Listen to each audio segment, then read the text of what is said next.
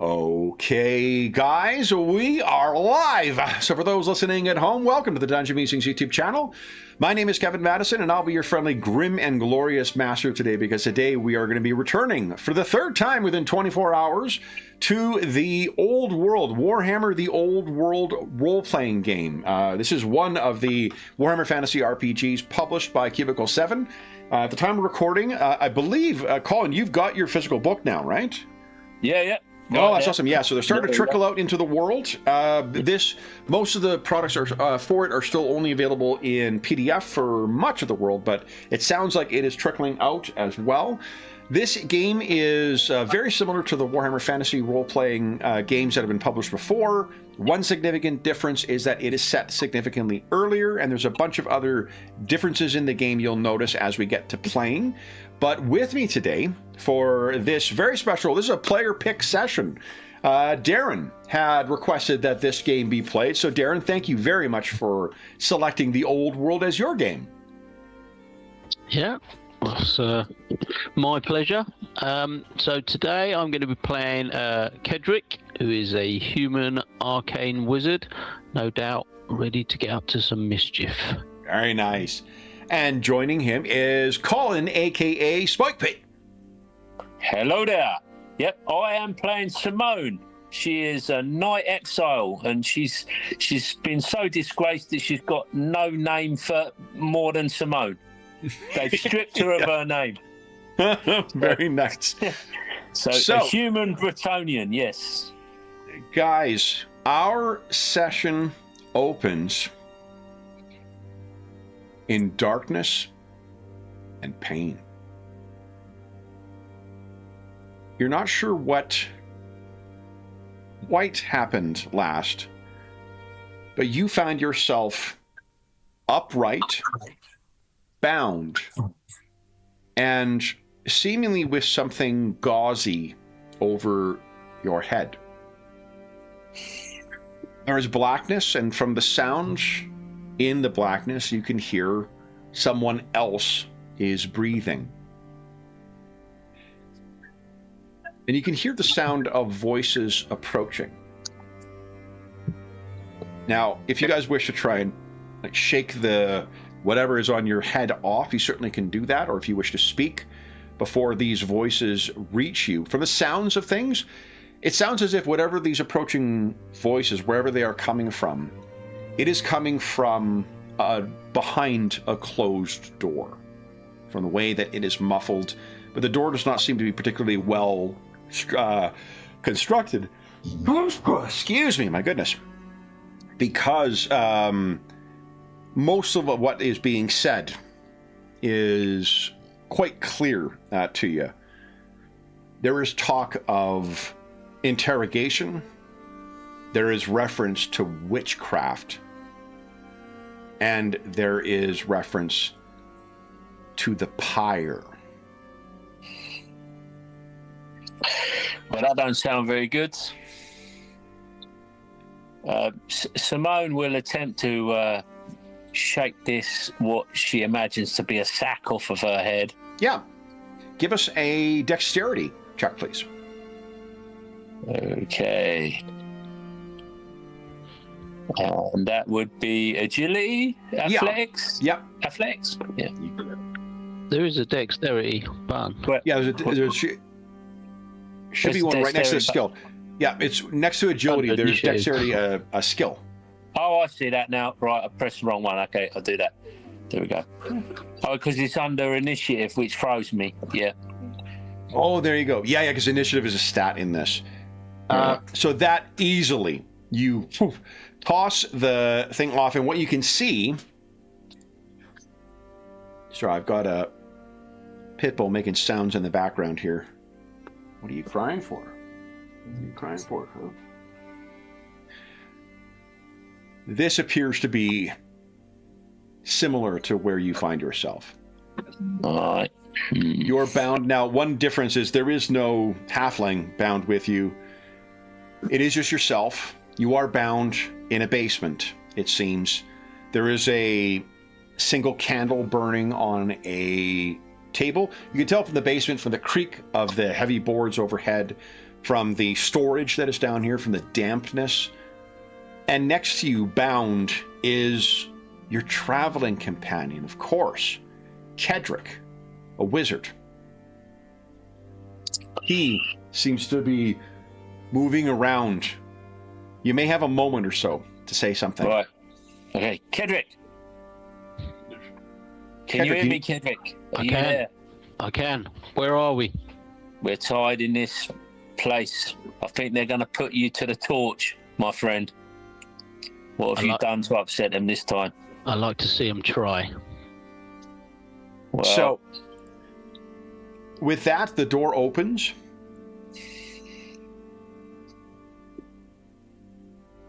And the first person to walk through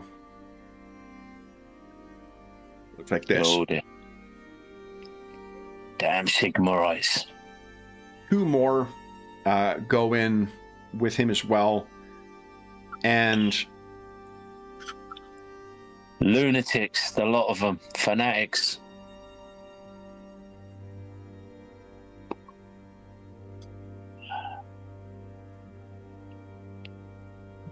Might have known they'd be at the bottom of this. And this is who dear, leads and it them. gets worse. It gets worse. So they stalk in, and one of the flagellants kind of turns and points to the Sigmarite and says, "She's her mask off." And the Sigmarite, without a hint of a joke, steps forward and glares at you. "No doubt, sorcery at play. Have you called on your heathen gods, Bretonnian?" No, I simply shook the sack from my head. Like this. A likely story. He turns to one of the other Sigmarites. "Record that. Further evidence of sorcery between the two." And he reaches over and pulls the sack off of your head, Kedrick. And you can see this guy flanked by several flagellants.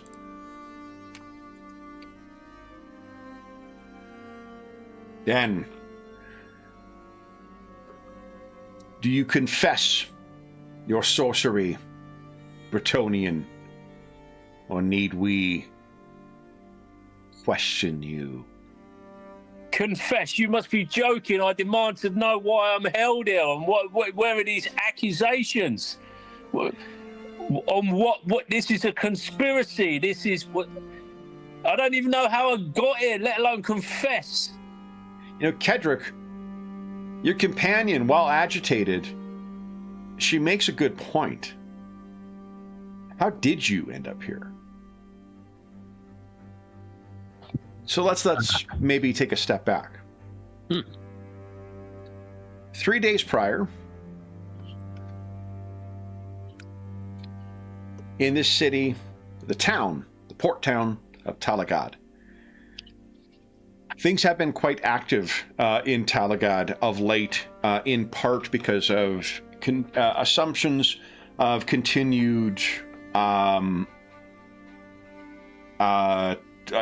conflict, I guess would be the word for it, with Osterheim, and of course the growing contingent of Sigmarite missionaries gathering on the border with Reichland, to say nothing of just the general sort of troubles that come in a time without a clear emperor.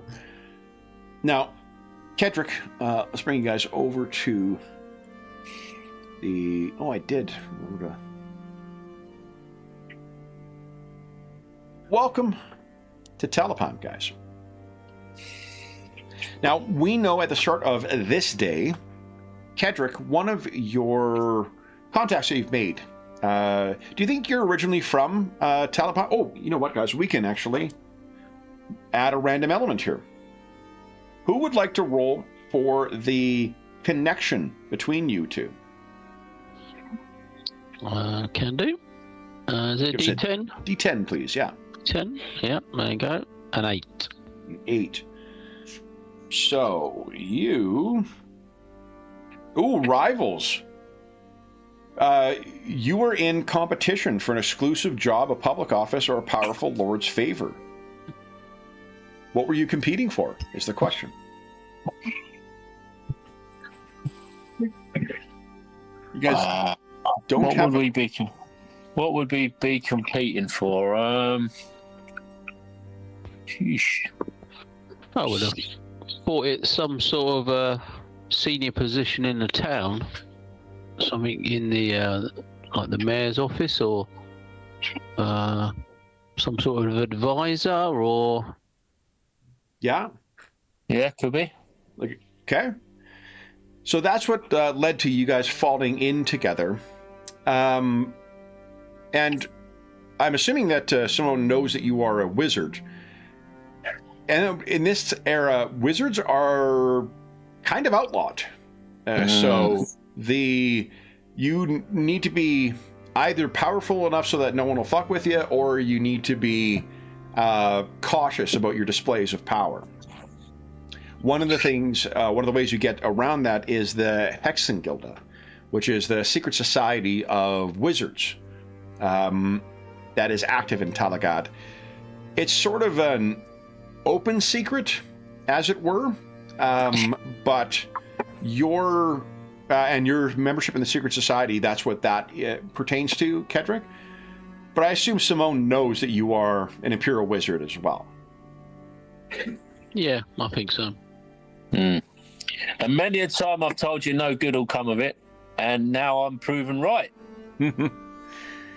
So what you've had, Kedrick, is Ambrosia Waxwing. He is... cool. A halfling librarian. How do you know Ambrosia? That's one of the things on your PDF.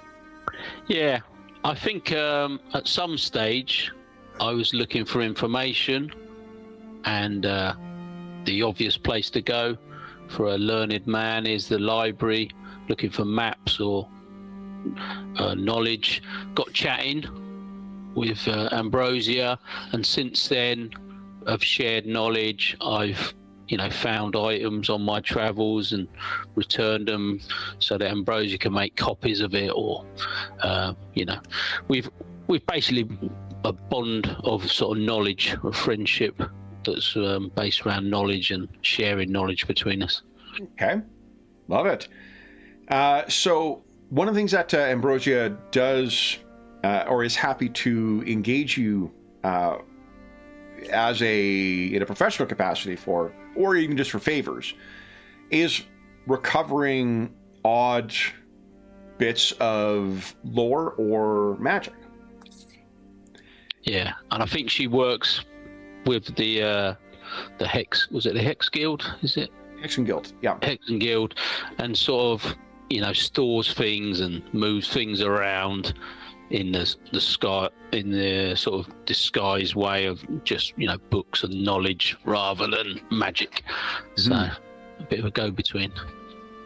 So one of the things that you have been asked to well, I guess here's something that you guys would have in common as well, is your contact, Simone, Hami de Sabatin, is a tomb robber. He's basically a grave robber, and he happens to know an awful lot about the actual nitty gritty of getting in and recovering strange objects from distant civilizations. It may be that you and Kedrick sort of happen to fall into that handling of dangerous antiquities type of area. And maybe it was for, while you don't have Ambrosia as a contact, it may have been for their favor that you were competing and then ended up falling into a kind of, if not partnership, then at least a acquaintanceship. If you don't feel that you knew each other before that, then perhaps now is when he is bringing you together. At the suggestion of Jaime, Simone has been suggested as someone to escort you, Kedrick, on what might be a bit of a... Well, it might have some danger associated with it, because you see, farther to the southeast, there was someone who was supposed to be delivering something for Ambrosia. And while they are certain that whoever was delivering it, they left Reichland. And the concern is always that the witch hunters or the Sigmarites or something may get a hold of them. They left the Reichland, but they disappeared shortly after coming across the border. And so he is asking you to retrace the steps that he should have followed coming back from there, and seeing if you can't see what happened to him.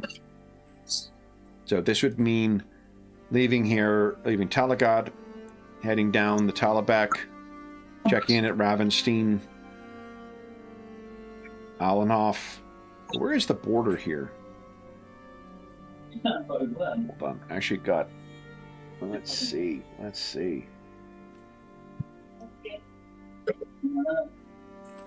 look at the map here.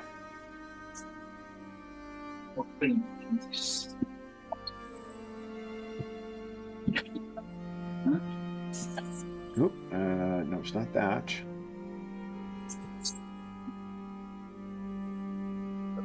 I think it is... Oh, of course not. Well, it's Altdorf, isn't it? Altdorf is the border, isn't it? Is Altdorf right at the border between Reichland and... It looks to be. Like, I don't know if you can... Okay, perfect. So then... Oh, great. Yeah, the PDF, the printed version doesn't have... or my printed version doesn't have the map in it. If the border is the red dashed line, which it seems like it would be, Altdorf is at a fork in the River Reich and the River Talabek near Karabor. Yeah, that's perfect. Yeah. In Red Eye's territory there.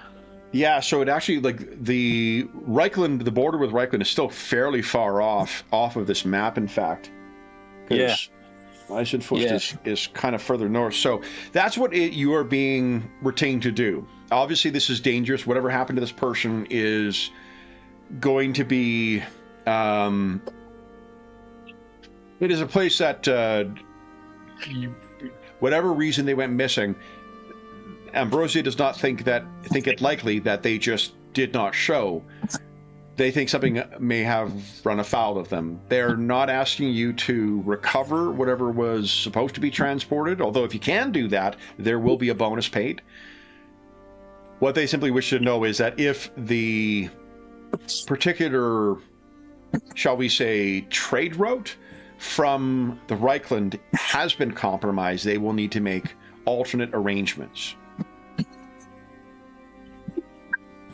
Yep, sounds doable.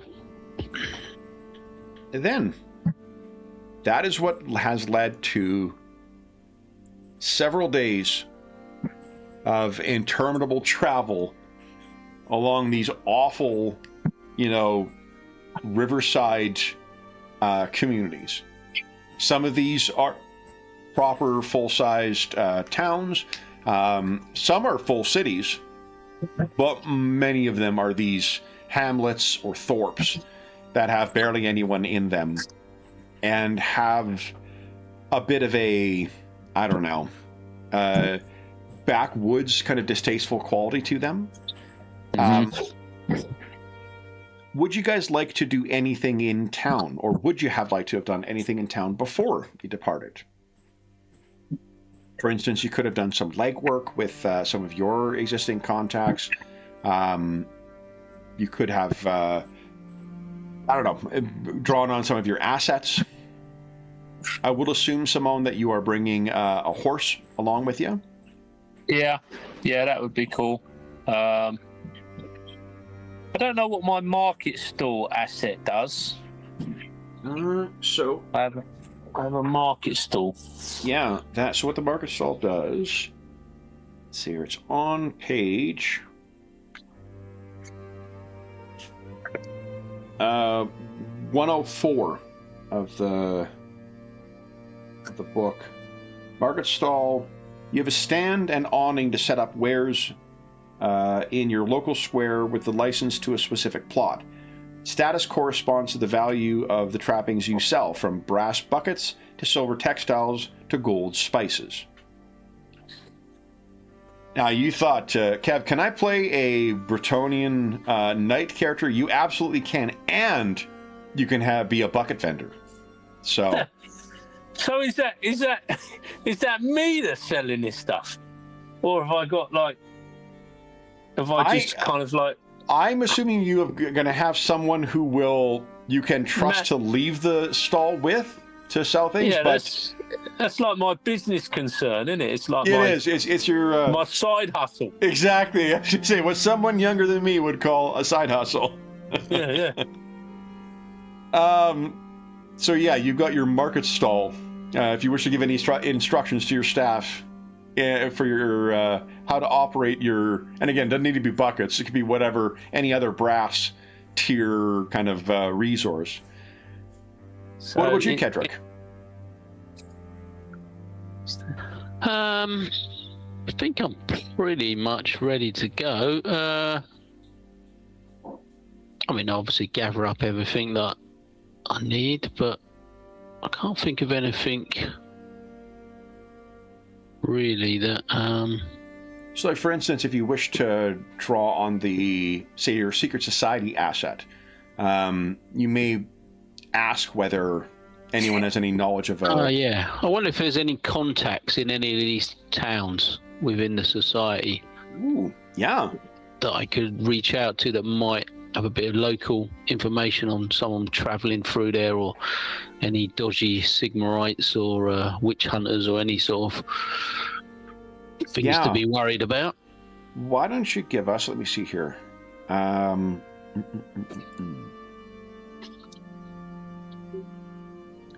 Is that recall? Is that? Yeah, I think it's going to be recall. I'm just wondering if you've got. You know what? I'll also let you roll. Get one extra dice from your the Empire lore. Oh, yeah, I was going to say. Okay, so it's just plus one dice, yeah? Yes, please. Okay. Oh, my word. Now, do you wish to fate that? You could roll that as a glorious roll, or you can just take that no one has any intel. That in and of itself might be telling.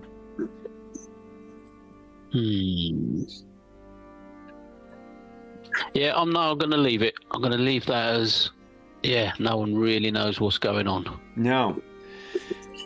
Anything else you guys wish to do in Talagad before you depart?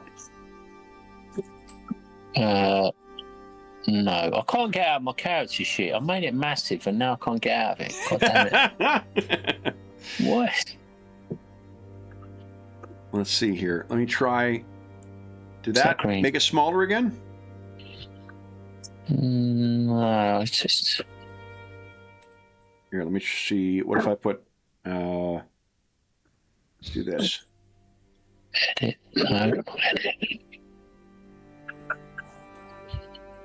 Is there no cross in the corner? No. And you can't, like, grab the top and drag it down to resize? No. You can hit refresh in your browser. That'll fix it. Oh, yeah, it's done it now. I just... You just need to threaten it. Crazy thing. Okay, right. Well, I've got this contact. He's a bit of an underworld contact. What's his name? Jamie or Jaime? I'm not sure how it's. I don't know. Yeah. Vagabond. Yeah. If you want to follow up with him, absolutely. Let's see here. Would he have heard anything on the grapevine? Good question. Let's see.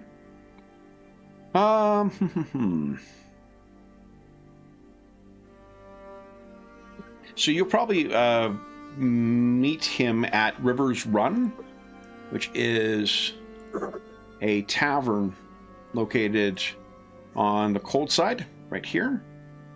Yeah. 41 there. A place run by a lovely young woman named Lottie Babkina. Mm-hmm. And it just so happens that if you're meeting there, that's actually where Wilderock Fleet Runner happens to perform as well, Kedrick. So, and unusually, the Wood Elf minstrel there, he actually plays a lot of Imperial human music. He seems to favor that over anything else. But if you meet Jaime there, if you're meeting him there, that is a silver tier establishment, which means that he's had a good run. He tends to live within whatever his current means are. Yeah. And what he...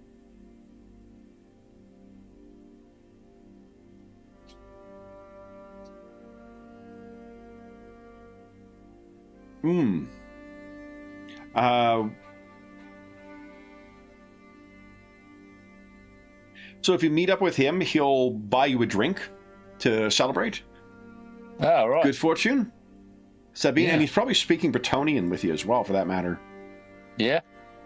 No, because he's Bretonian, I guess. Yeah. So he's easily able to do that, and when you come in, he points and he says, like, at the troubadour, and he's like, "Have you seen an elf who sings Bretonnian songs?" No, he's good. He's good. Very good. He's good. Yeah. I like your choice of venue. Very good. I'm impressed, Jaime. You're coming up in the world, it would appear. When one is up, one must celebrate. And when one is coming down, you must get ready to celebrate. Indeed. And you? How does this day find you? It's good. It's good. I'm headed down river, Outdorf way, and wondered if. It screws up his face. Why would you want to do that?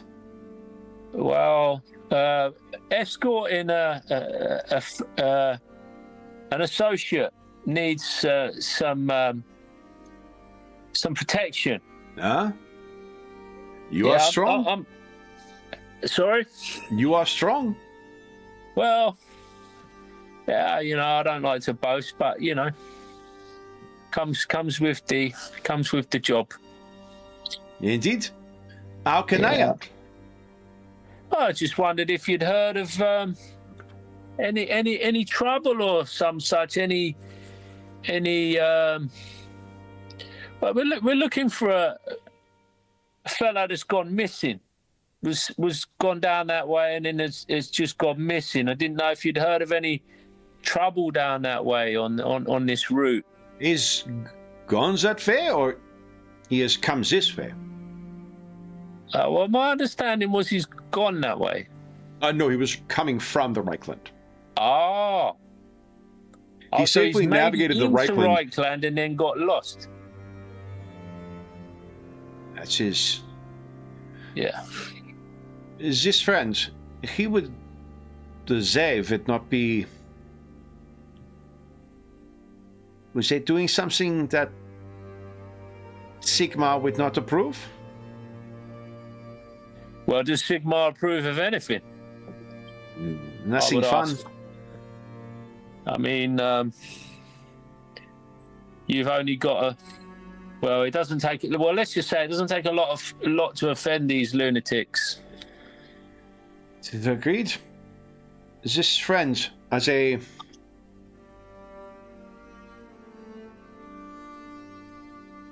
Was he smuggling?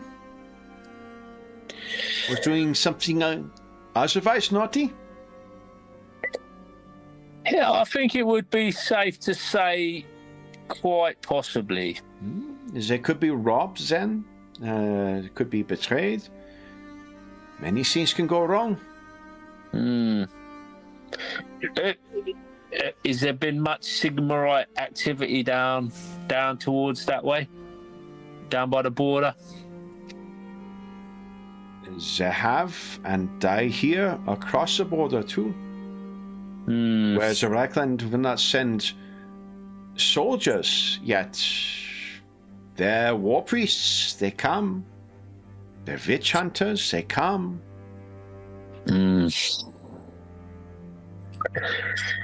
Yes, it doesn't. It doesn't seem too much of a stretch of the imagination that they fell foul of some Sigmarite fanatics. If they did, would these ones who went missing, would they know you? Would they know me? No.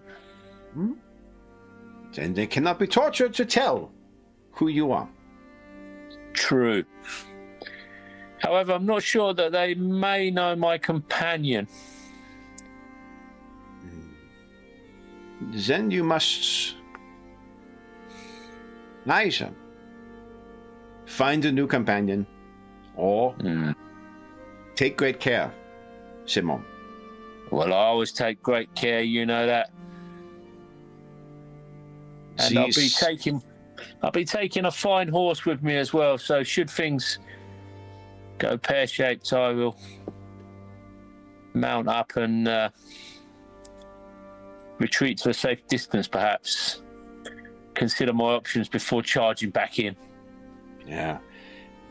This is Sigmarites, if it is them. They are fire, burning, and humming in our direction. More's the pity. Indeed. I hope it is simply a matter of theft then. He raises up a glass. Safe travels. Bon voyage. Merci. So, Clank, if you enjoy your drinks with them, anything else you wish to ask of Jaime? No. I think we've shared an interest in betting on unofficial horse races and things like that. So I'll maybe put a few shillings down on an upcoming race or something, and we'll chat about some of the favourite nags, as it were. That are, okay. Simon, you give me your money. You pick such bad horses. Always. Just, it is a charity I do not need. Look, I am surrounded in comfort. But if it would hurt you to not take your funds, I will take your bet. Yes, I feel sure this one is a good one. I have it on high recommendation. Good. Your sources for recommendations are always beneficial for me. Good. Yes, well, that does seem to be the case more often than not. However, on this occasion, I feel this is the one. And I'm certain every horse is due its day. Indeed. And perhaps today is the day for you, Chevalier. Huh? Yes. He kind of winks at you. A Bretonian play on words, if you will. So, if there's anything else you wish to discuss with him, you can. No, I don't think so. Okay. Kedrick. We can just keep an eye on the market stall whilst I'm out of town. Yes, Simon. I will watch your stall. Does not seem to see a lot of business, I guess. There's probably another Bretonian expat who works it for you. Yeah. But it don't hurt to have sort of another pair of eyes just looking out for things. Okay. Kedrick, anything further you would wish to have done before leaving town? No, I think he's keen to get off now. Now he's sort of tried the usual society. Yeah. And they're coming up blank. He feels fairly confident there's nothing more to be learned. So the first couple of days of the travel with you guys, tell us maybe a little bit about how you're trying to check up on this. I will tell you the person you are looking for is... Let's see here. Why don't you each give us a percentile roll, please?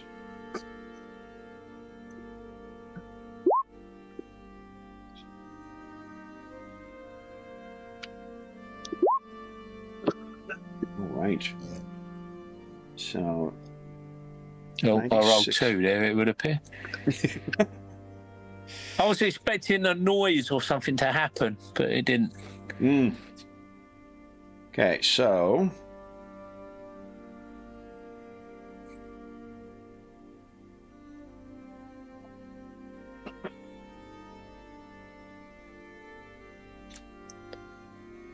Oh, here we go. All right, 96. The name, and 79. Lucas Rice is the name of the person, or at least that is the name they are traveling under.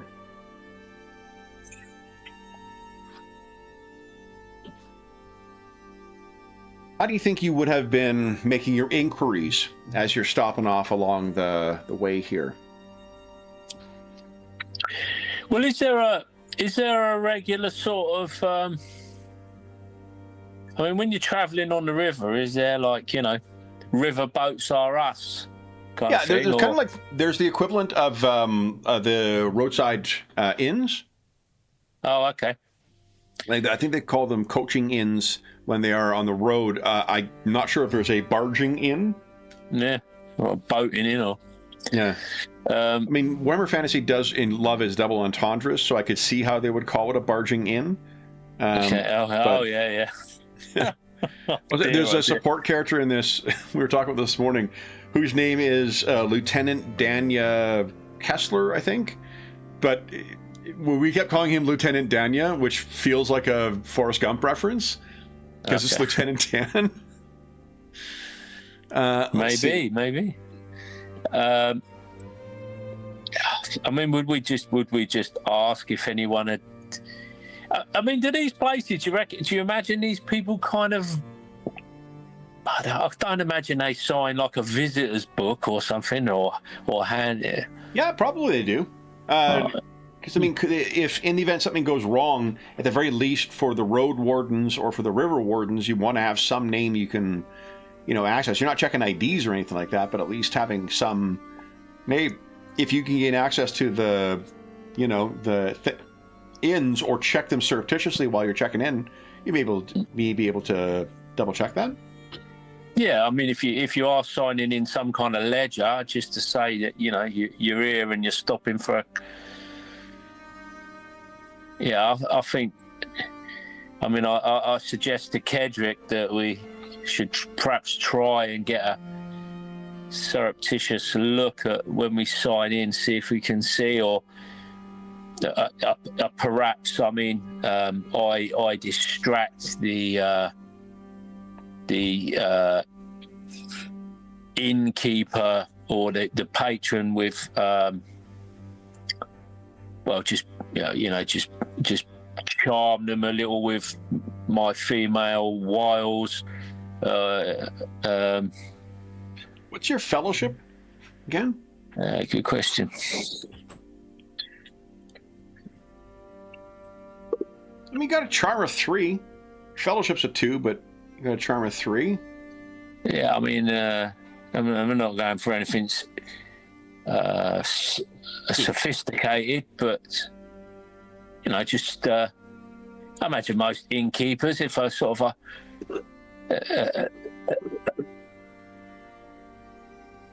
a fairly presentable female knightly character with some sort of social standing would to pass them the time of day, that would more or less be enough to catch their attention, I might think. Just show a little bit of interest in their establishment, a little bit of flattery, perhaps. Oh, this is a fine. I like what you've done with your reception desk. Well, your Okay. dry flower arrangement was rather fetching, I noticed. Or rather nice, a good standard of polish on the brass, or yeah. And Some Kedrick, such- how would you feel about just trying to sneak in to get access to the logs that way? Yeah, I'll try a little bit of stealth. I mean, he's good agility, not so great at stealth, but you could try and get a hand under the counter to grab a look at a book or. So you're able to do that, and what you're able to, you're not good cop, bad cop, but you're honey pot and I guess not industrial espionage, in-keeping espionage act is working quite well. And for the first couple of days, absolutely no sign of them. One of the ways that I imagine that to sort of safe keep from it is by making sure you're using that name and filling in. You can backtrack in the event something goes wrong. And thus far, you found nothing. It is, in fact, about 4 days before you find yourself at one of these small, riverside establishments when you searched, and there is a name in this one. So it appears that if he has logged in anywhere, Lucas did check in at some point about maybe 2 or 3 weeks before you arrived. So if there's a moment where, Kedrick, you see this and you finally give the look to Simone. Yeah, I'll give a little nod. And do I know if this Lucas, was he a magic user? Was he part of the secret society? No. It's a simple smuggler. Okay. Individuals can be gifted in both smuggling and the magical arts, but those gifted in both are rare. Yeah.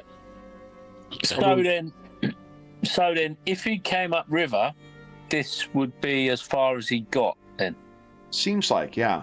And there's nothing to this place. And was he just signed in for one night? Would I be able to tell from looking at these records? Yeah. Which is what you'd expect. He should have signed in, paid for, or not. It's not indicate that he's paid, but seems to have been only for the one night. And does it give any sort of record of him checking out?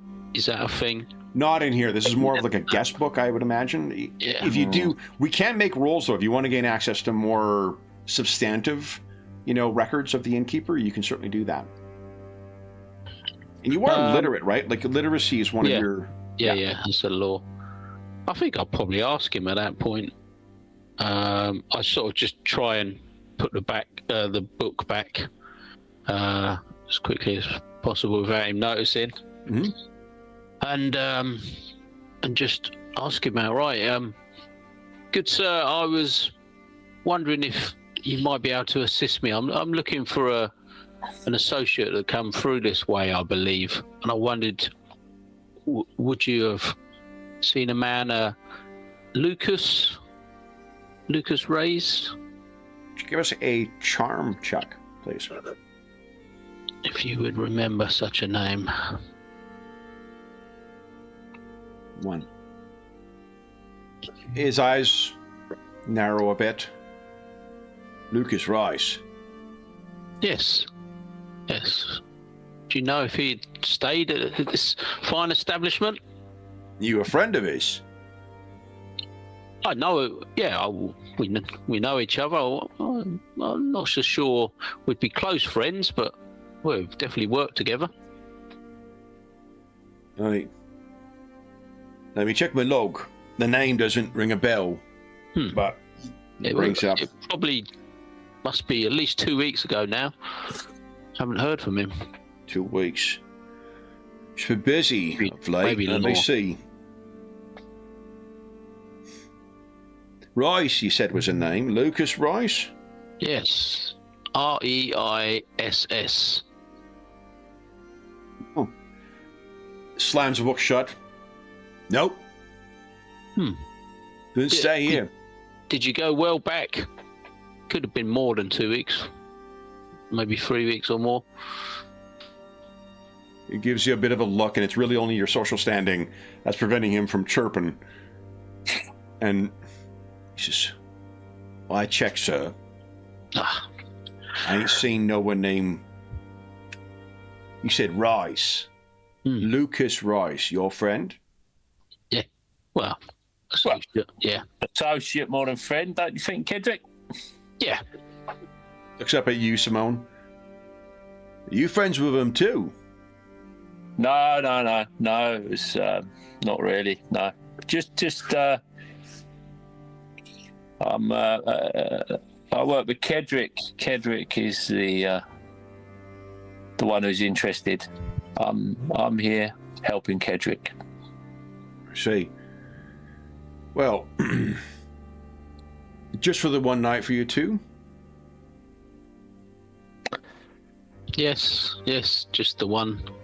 We will don't doubt be you're travelling on. Everything else will be closed by now. Have a seat in the tavern. We'll wrestle you something up. And we would see him go into the kitchen, collect some food for you, reach up onto a shelf, bring down something, place it in a pestle or a mortar, grind it up, and then mix that into 2 helpings of whatever he was about to serve to you. Yeah, and I won't be eating that.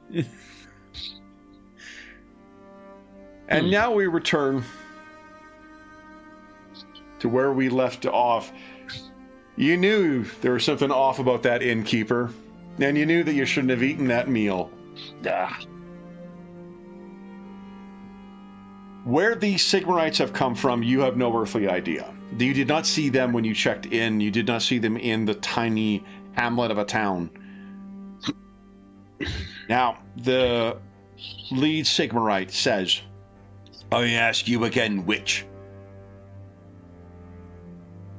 How do you know Lucas Rice? Were you sorcerers as well? Admit now, and we will cleanse you with fire. I don't know where you have got these accusations of Lucas being some sort of, what did you call him, a witch or something? Do you deny what you are, sorcerer? Warlock. I admit that I have the use of magic, but I was talking about Lucas. There's sort of a gasp from one of the flagellants. You see, brothers, he admits. Faced with the might of Sigmar and the twin-tailed comet, they cannot but confess their sins. And there's a muttering of, praising of Sigmar and whatnot among them. We will give you a kindness, witch, warlock. We will burn you to purify you. But as I said, this is nothing to do with Lucas or an Lookover or Simone. You have them wrong. Lucas admitted his crimes. Transporting ungodly things across the borders and to the heretics in Talabak. Tell me, sort warlock, do you conduct your rites in Talabheim? You and the heretical followers of Tau.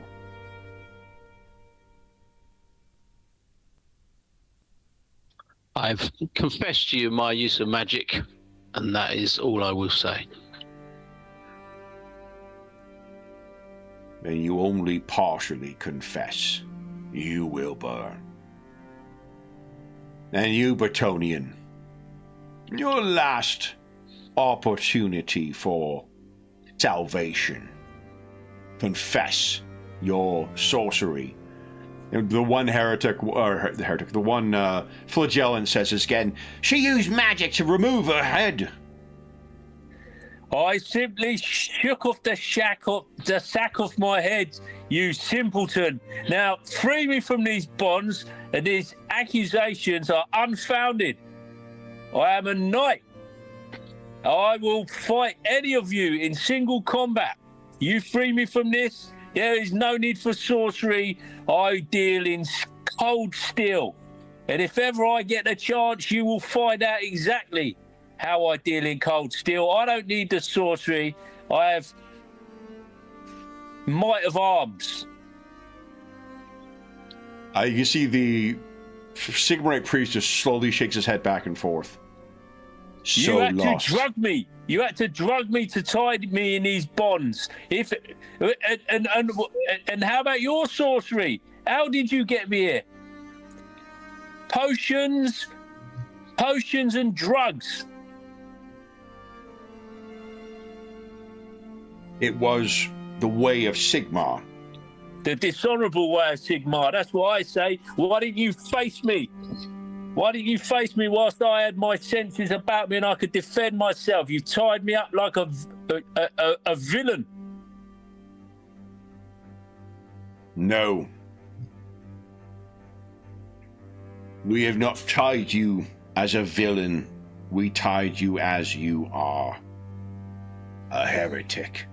And the look of mania in this guy's eyes is... you realize, like, you might as well be talking to the wall for all the good that it will do these things. And he says, fear not. Brother Griswold Broomhammer, he comes, and he will purify your flesh. And there's a bit of a tittering amongst the flagellants. If it wasn't for how disturbing they look and smell, you may even think they have like almost a boyish glee about what they think is coming. Mm-hmm. Leave their sacks off. They can face one another and discuss their waiting doom.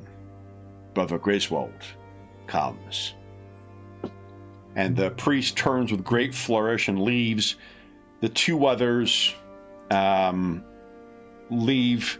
One kind of trails behind, then finally looks back at you once again, Simone. Phosphorus! And he slams the door and runs off. He's the one who's convinced that you use sorcery to get your hood off. Simpletons. And that leaves the two of you tied up in the basement. Right, can I try and free myself of these bonds with some kind of wriggling or... Yeah, what are you thinking? I'm thinking, how are we actually bound? Are we bound to this pillar thing? I think, like you see in the illustration, it's probably like wrapped around each yourself and then also to the sort of a central strut or something. A big, heavy oak beam, probably. I'm thinking if I can just try and... I don't know. Get some kind of friction going somewhere that might wear on the rope or...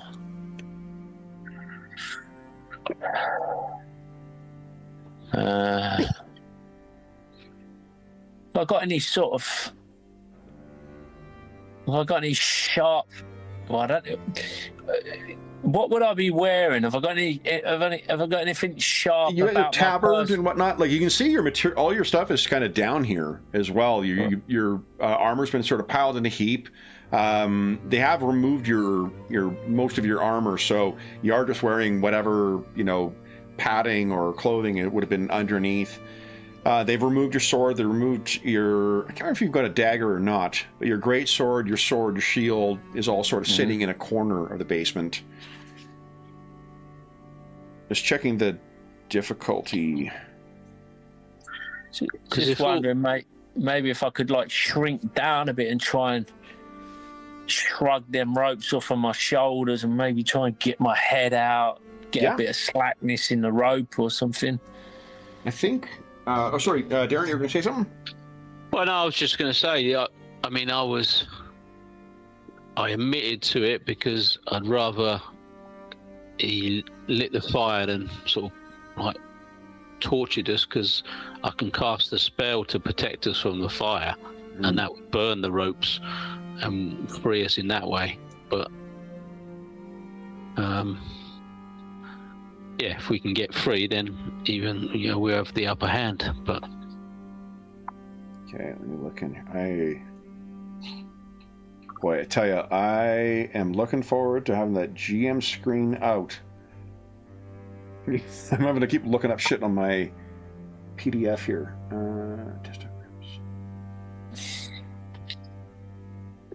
Like what we'll do is, what I was checking is see what you're not really setting a difficulty rating in the game. You just sort of modify the dice pools for it. So, Simone, why don't you give us...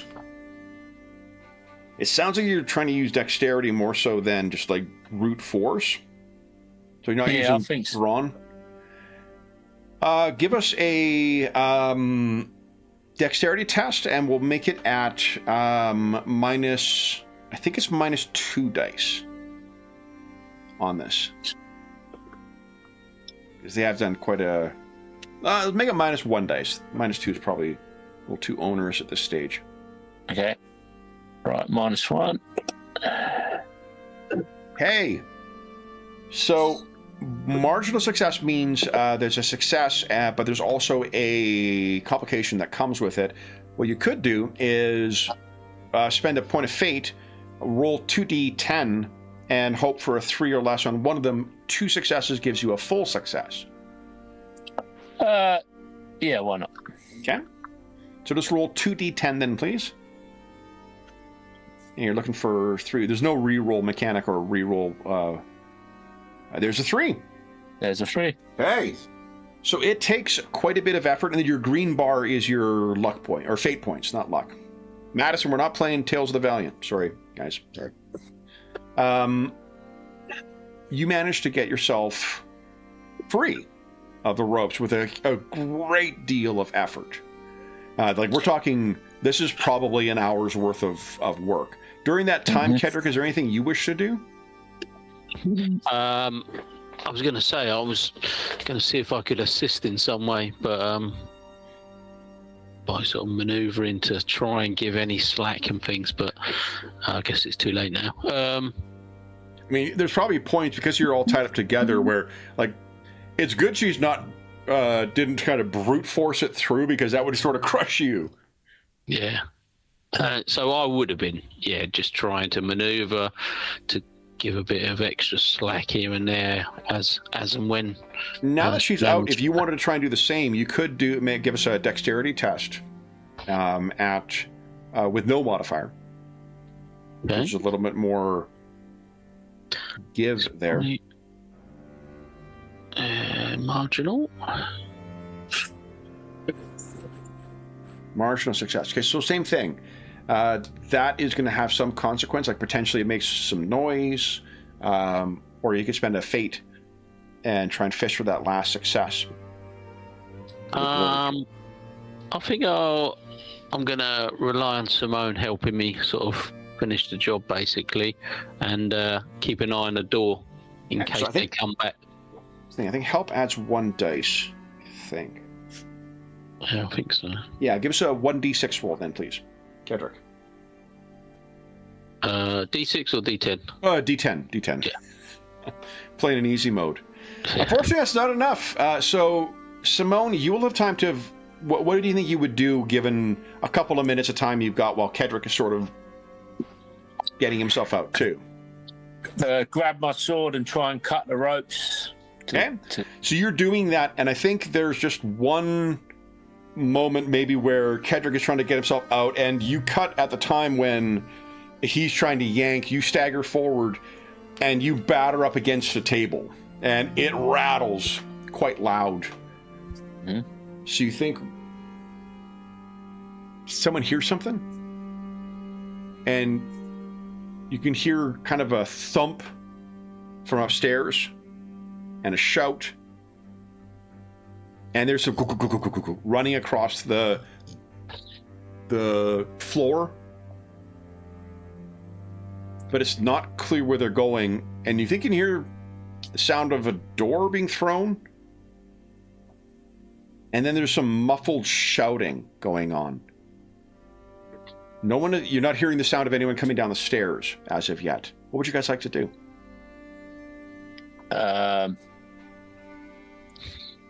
Finish trying to get Kedrick free. Okay. So the two of you are free now? Yeah. Is there only one door in and out of this? From down here, yeah. Yeah. Well, I'll gather up my stuff as well quickly. Yeah. Takes a minute or so for you to get your... I guess first off, are you intending on putting your armor back on, Simone? I mean, it's going to be a pain trying to carry it. I'll try and hastily put it on, I guess, and maybe... And stand at the door. Stand at the door. Wow. Is there something that like you could put across the door just in case they try and gain entry whilst I'm... Yeah, I'll look for something to bar the door if I see someone. Sure. So you're listening, Kedrick. Kedrick, give us a awareness check, please. Okay.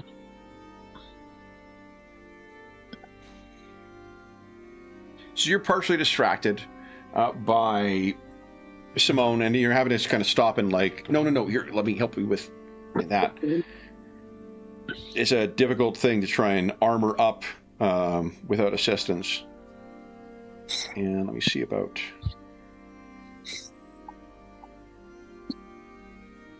There we go. The skills section, because it's so short, very easy to flip past. Mm. Okay.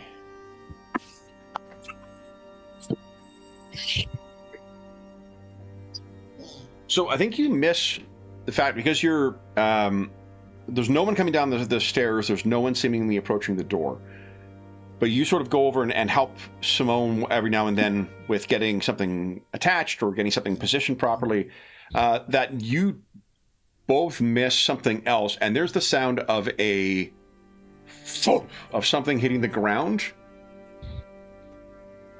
And then if you look up, it seems it's almost right on top of you. You hear then the sound of, like as if something has been stuck into the ground, like almost like a nail or a chair being dropped or something.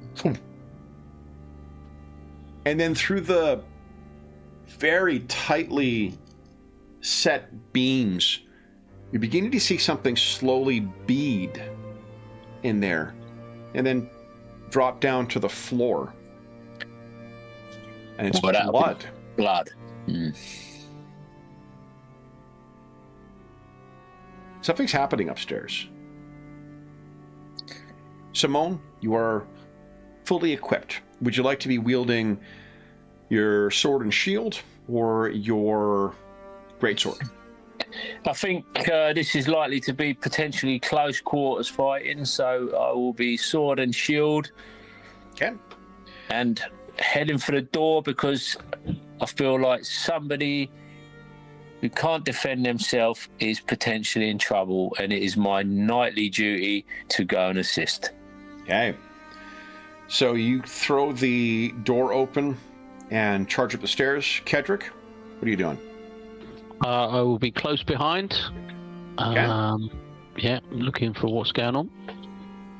Allow me to show you what awaits you.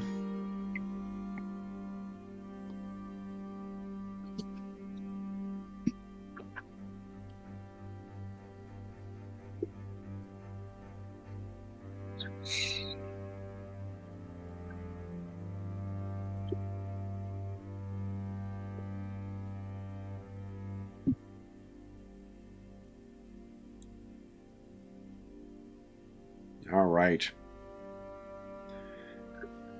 You charge upstairs through the empty kitchen and into the common room where you can see 3 creatures. Oosh. One of which stands over the bloodied and slightly dismembered form of the innkeeper.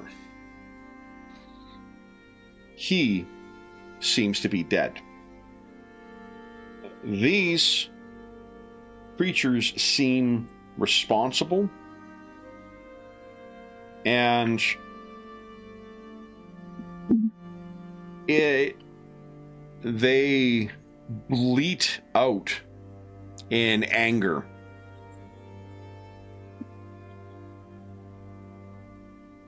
One of them is slightly larger than the other 2. But their intent seems clear. They bleat like a screaming goat in anticipation at more bloodshed. And from the sounds of outside, it does seem as if this entire hamlet is being beset by these creatures. Ah. That could be a problem. Guys, let's take our mid-session break. We're already at halfway point. So for those listening at home, we'll be back in about 5 minutes, and then we'll see what our heroes intend to do to these beast men. So we'll be back in about 5 minutes. Okie-dokie.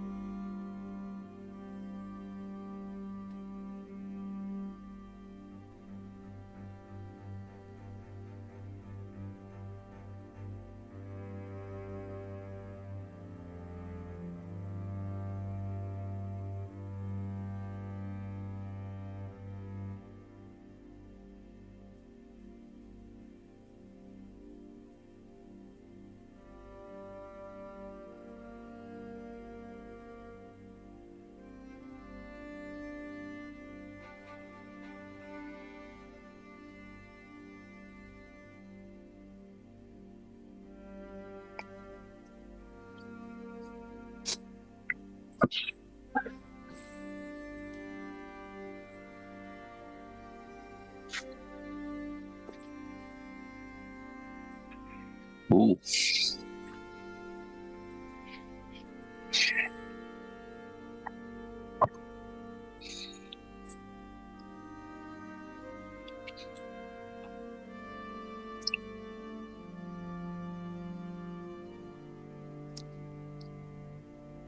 Forgot to unmute myself. Sorry, I said everyone at home, hope you're having a wonderful start to the weekend. Okay, so the way initiative works in this, I think you guys are in one zone currently in the kitchen. A second zone is the kind of main room itself, and then if you're moving outside of here, it would be moving into other zones. If you're going upstairs, that would be another zone. The way initiative functions is everybody... Oh, you're muted, Colin, I think. Can you hear me? No. Oh, now I can hear you. Yeah. Sorry. Hi. No, I unmuted it. Okay. Oh, in case if you were muted, Tomo. Tomo. Oh, there we go. So, the way initiative works, you guys choose which of you goes, and then once all the players have gone, then the enemies go. So who would like to go first? In addition to your action, and the actions are listed on that combat cheat sheet. You can also choose. Here we go. To move up to a medium range, which is moving into another zone, anywhere in that zone. If you're in the same zone as somebody, it is short range. If you're actually in combat with them, that is close range. Most of your weaponry has close range, I think. So what are you thinking, guys? Are they aware of us? Most definitely. Yeah, right. They're very eager to spill more blood. Yeah. Almost like they're willing to offer up blood for some other kind of god, and maybe even skulls to construct some kind of sitting apparatus. Yeah. I was going to launch some magic in their direction if I achieve it. Well, an opening salvo whilst I'm on my way over there to reduce their lifespans. Sounds great. What are you thinking, Kedrick? I was going to try and do a lightning blast. Love it. Okay. Whenever you're ready. Lightning blast has CV2, I believe. It certainly does. Right. So you need 2 successes on your willpower check. Goes. Oh. Wow, 3. Nice. All right. So that is sufficient. And my spell magic. Here we go. 4 plus potency damage. And I think potency is the number of successes you rolled on the final cast.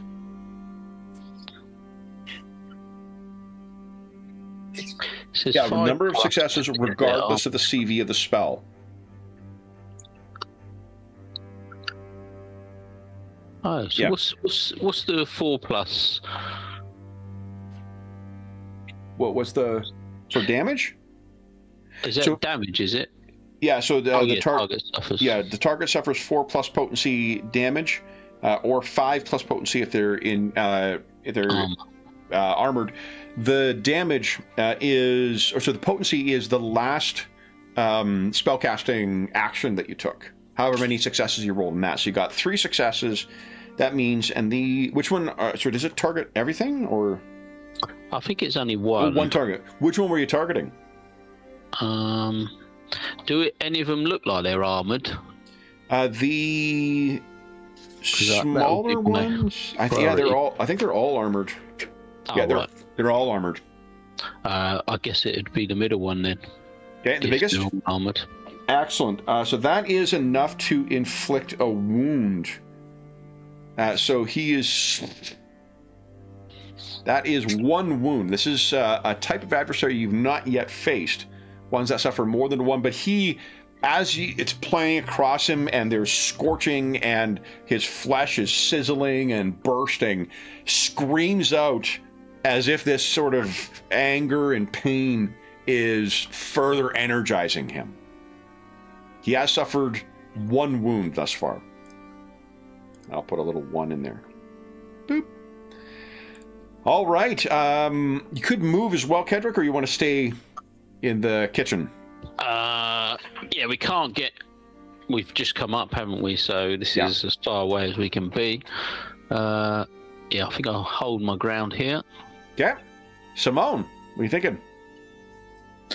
I'm thinking to charge in there and hit this guy that's caught up in this lightning blast thing. Okay. Now, are you thinking charge as the actual maneuver, or you mean charge as just narrative flourish? Well, you get +1 dice if you charge. Yeah, is there any drawback to charging? We were looking at that last night. If you charge into a difficult terrain, I think that you have to... Page 117 is the charge. Charge into combat. Choose an enemy within medium range. Move to within close. You may test athletics to try... Oh, yeah, long range. You cannot charge if you begin your turn in close range of an enemy. It really, there's no downside, it looks like. Yeah. I feel like that, having been tied up, I'm keen to get in there, so... Yeah. Sure. Okay. Charge in there and show my valor. Sounds good. They will get to defend with defense. So go ahead and use your sword for the attack. You're getting 1 bonus dice for the charge. Okay. And I got 2 successes. Nice, 2 successes. Ties go to you. Yeah. So that is 5. Minus success, so it'll be 3, I guess. 3 damage, but that is enough to stagger him. Okay. Now, if you wish, Simone, you could spend a fate point to take another action. If you'd like to attack again, for instance. Why not? Go right ahead.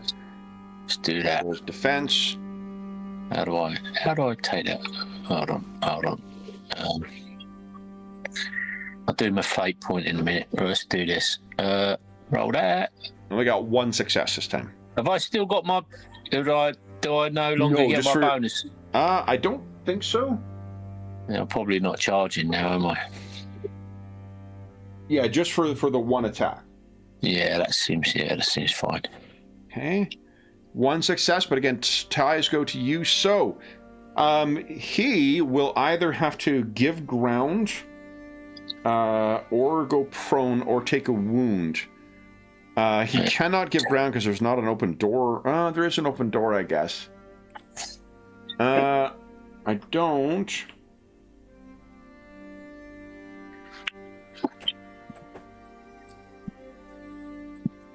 The lightning's not affecting his movement or anything. He's free to...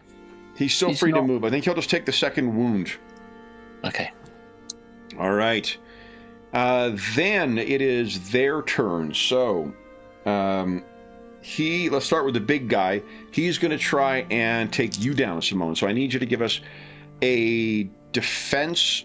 I'm assuming your defense with +1 from your sword is going to be better than your athletics. My athletics is... Where is my athletic? Where's athletics? Agility. Oh, okay. Oh yeah, agility. For my defense, agility is 3 dice. Defense is 3 dice +1. Now that's... I'd get 4 and 4 with my defense, as opposed to... Go ahead and give us a defense check. 3 and 4. Does it Does your shield give you any benefit in any way? Shield adds +1 to the resilience. Ah. Yeah, she's got a 6 resilience. Oh, wow. Yeah, Okay, and I get to roll this glorious. I got 2 hits. Only 2 hits. Or 2 successes. Nice! Okay, so ties do go to him. But nothing to buff the damage up. Ooh. But it doesn't need it.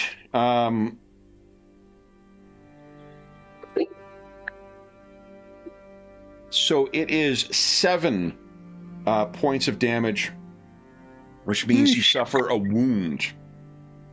And is that after my successes have been took off, or? Yeah, because it's a 7 plus whatever the net successes are. It's a massive axe. So, all right. So then he has hit you. You are taking a wound. Would you give us a D10 roll, please, Simone? Oof. Oh, okay. 9.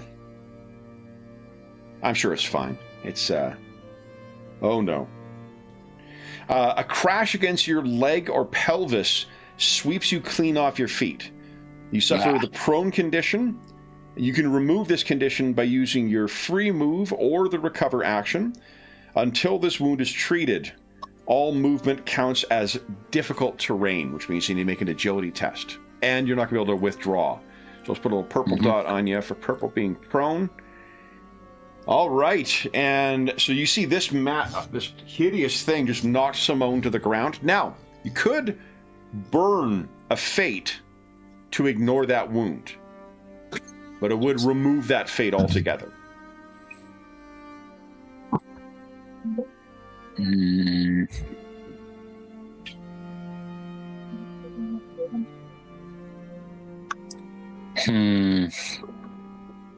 It's not as bad as it could be. No, maybe I'll let that slide. Okay. So then Simone is on the ground. Now let's see, the smaller things. Let's see what the prone condition does for you. Prone, +1 dice on melee's attacks against you.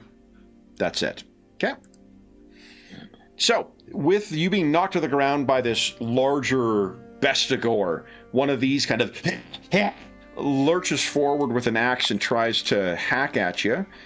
Would you give us another defense check, please, Simone? Yeah. Have I still got a bonus for that on? You still do, yeah. Oh, yeah, you got your shield in your hand still. Oh, yeah, okay. I got no successes. Nice! So what that matters for is because you got more successes and I got none, you have staggered this bestigor. Ah, right. And then a second staggered condition is what forces the thing to either withdraw or to, to withdraw or to fall prone or to take the wound. All right, so the one tries to get you. The second one is... Actually, they would get a gang up bonus on you as well. I think is going to go for Kedrick. So he races into your zone, Kedrick. And going to try and get you with the axe. You could use athletics or you can use defense. I'm going to try athletics.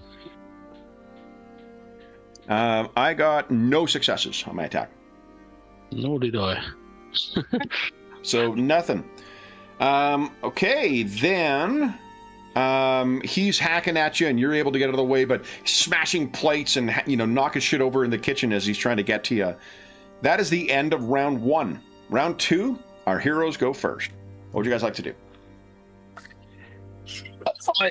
I've got to take the recover action, haven't I, to get up?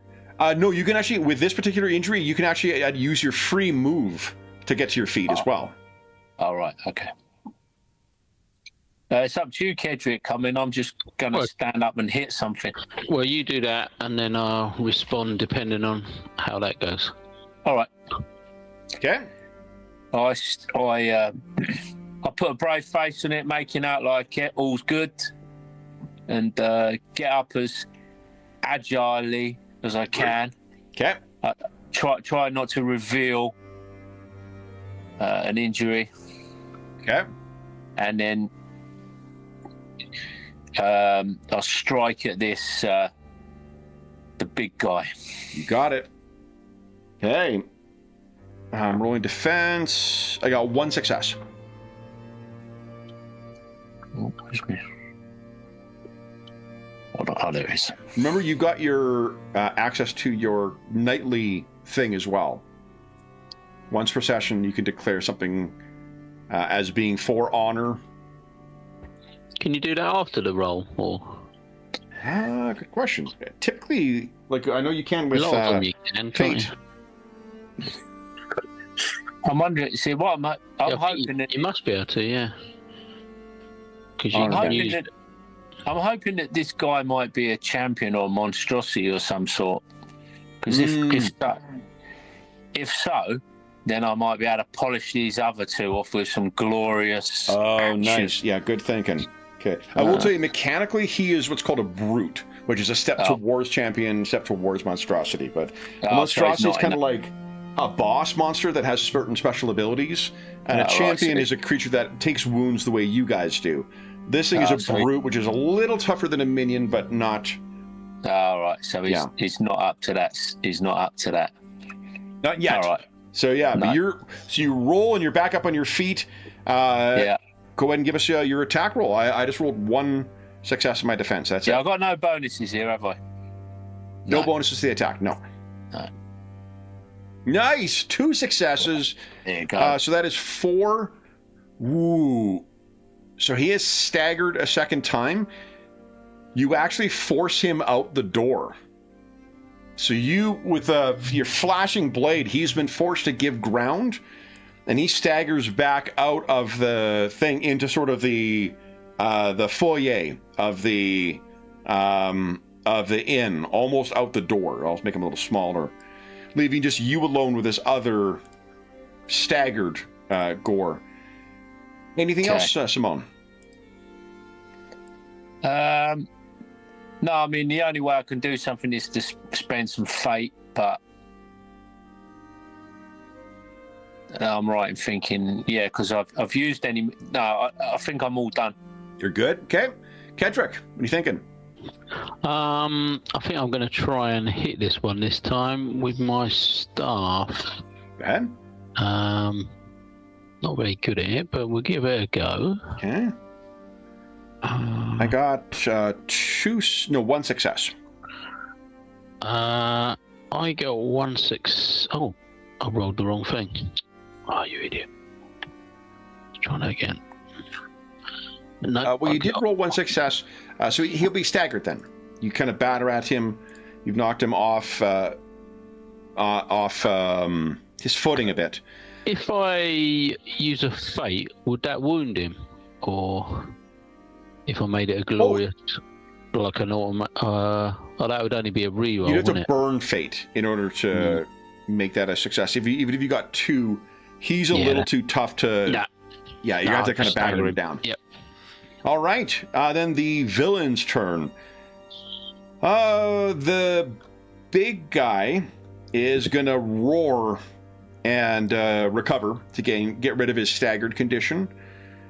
These other 2, I think, are going to press their luck here. And he is staggered. Would you give us Kedrick first? Defense, whether it's or protection rather, whether it's athletics or defense, your choice. Yeah, I'll defend. Oh, sorry, this is Kedrick first. Yeah, sorry. First, yeah, I failed at the moment.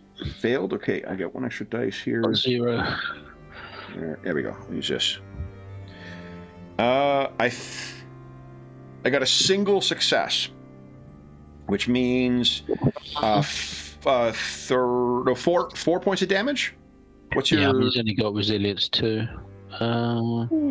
Okay.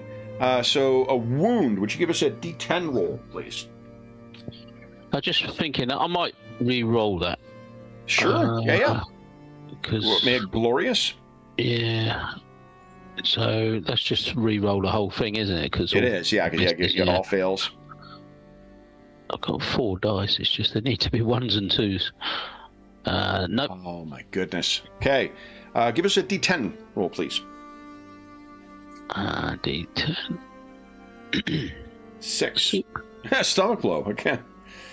I like 6s. You sputter and gasp as the wind is knocked from you. You are drained until the end of your next turn. So it just means you are can't benefit from bonus dice. Yep. Okay. And Simone, this thing is going to try and get you. Go ahead and give us a defense. Or, defense. I think you're rolling for your protection. You get plus 1 dice from your sword still. I got 1 success. Tied. Nice. Okay, so then you guys are you're exchanging blows. This thing's swinging its axe around at you. You're keeping it at a distance. That is the end of round 2. Round 3. Our heroes are up first. Both critically injured. Technically.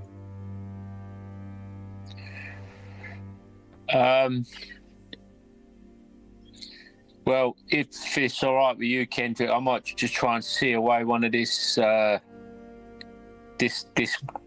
one that's harassing me at the moment. Yeah. As the other guy's been knocked out the door, and this one is the most present. So I will strike him. Okay. My sword. Defense. I got 1 success. No success. Do you wish to fate that? Or you keep your fate for... I'll keep my fate, I think. Okay. So Simone is keeping, exchanging sword blows with us, but they're not able to land. Too much time is spent on defense, and you can see Kedrick from a distance. She's favoring one of her legs, definitely. So that hit that knocked her down seems to still be injuring or impacting her. Kedrick, what are you doing? Can I use my lightning bolt at close range? Do you know? Good question. Typically, when it's outside the optimum range, it's -1 dice. But I don't know if that works that way with spells. Is for that. Let's see if it says.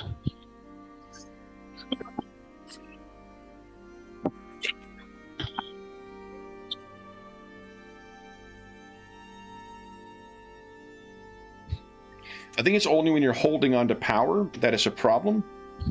Oh, okay. And then let me double check the range rules for spells.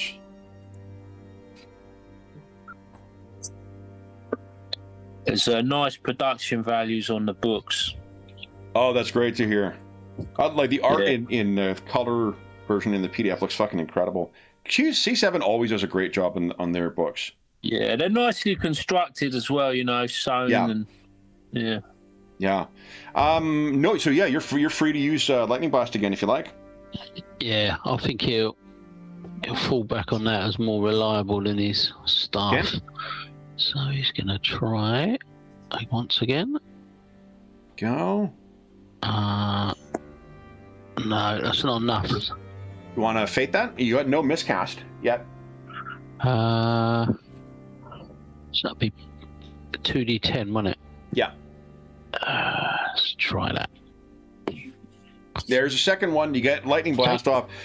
So then the total is, this is armored. It's 7 damage then. What does it look like as you slay this one with the lightning bolt? I mean, technically you choose whether it's defeated, knocked out, or whatever, but I'm assuming it's definitely, it's fried. It's it riddles with electricity and then sort of goes rigid and then just collapses, still sort of shaking and twitching slightly. Okay.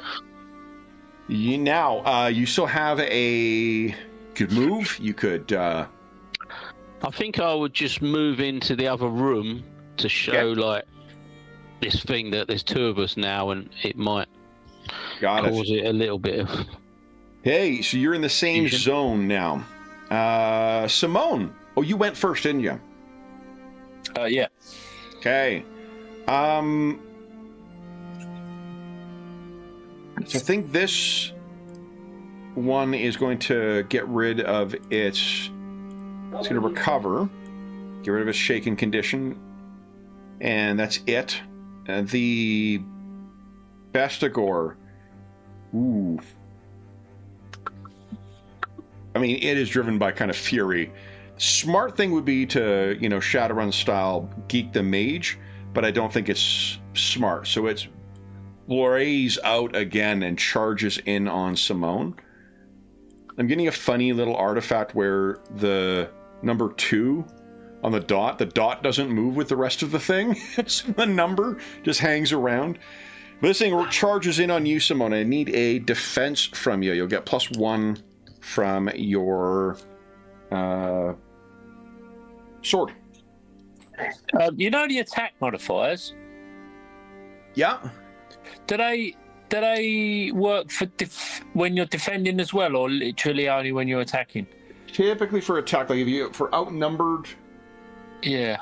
Yeah. Yeah, those are only attack modifiers. Not right. For... Okay. Yeah, just wondered. Okay. So, I got 2 successes. I got 1. Okay, but it does reduce it by 1, so that is a 7. Oh, fuck it. Your resilience is a 6, right? 6, yeah.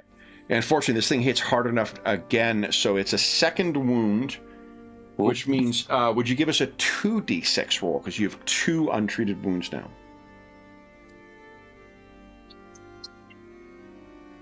And definitely roll slashed forearms. Deep cuts along the length of your arm randomly will determine which. Leave it spurting blood. Until the wound is treated, you suffer the critically injured condition. Until the wound is healed, you cannot use the arm at all. So, what do we say? 1 to 5, it's your sword arm. 6 to 10, it's your shield arm. Okay. Give us a d10. Anna says good luck. Your shield arm. So you got it up to block, but she hacks into there. Not she. It wasn't Anna who did it, but I was thinking of Anna. And your... Let's see. Test endurance at the end of your turns to avoid the defenseless condition. If you're already defenseless, you die. Woosha. Okay, so you are bleeding at the end of this, Simone. That is the end of round 3. We're on to round 4. Everybody is in the main room here. We have Bestigor and Kedrick just because you're in the same zones. You're at short range, but you are not engaged with. You're not in close quarters with them. Who's going first? What do you think, Kedrick? I was thinking of trying to do my lightning against this hideous thing at full effect. You can use the recover action to treat a wound suffered by yourself or an ally in close range. This requires a recall test to remember to administer the right treatment. So it's just a recall check to stop that bleeding, Simone. All right. Yeah, if I burn a fate to cast my lightning on this big creature, what damage would that do? If you burn the fate, or you? Yeah, if I use my honor bound and just spend the fate, but yeah, that'd be unmitigated success. What is that? The best possible outcome from your test. How many dice do you have in your test? 3? My willpower is 3 dice, but yeah. So it'd be 3 successes. Dice. That would be 8 damage. Yeah, I'm gonna do that. Okay. Well, how does this link up with your honor bound? What do you think? This it's my arcane law, isn't it? My bound. Yeah. I think it's an honor relating to your oaths with your fellow mages. Yeah. I don't know if anyone's. I was thinking it could be that someone's died in this attack, but I haven't seen that yet, have I? To be fair, No. because it's only the innkeeper and Lucas, and he wasn't. Yeah, so maybe I can't use it at this stage then. But if I keep bleeding, I'll die. Yeah, But you could give us a automatically use recall that. check to, because you can treat someone in close range. You could move over to her, make a recall check, and treat her wound. But she couldn't die this turn, could she? She'd get the effect and then die next turn if it was. Correct. I'm just thinking that he could potentially do even more damage this turn if we don't get rid of him. So, Yeah, he definitely could. yeah. Okay, I'm going to burn a fate then. I'm going to burn a fate instead of using my. Incredible. So there fate. is a endeavor that allows you to rekindle fate.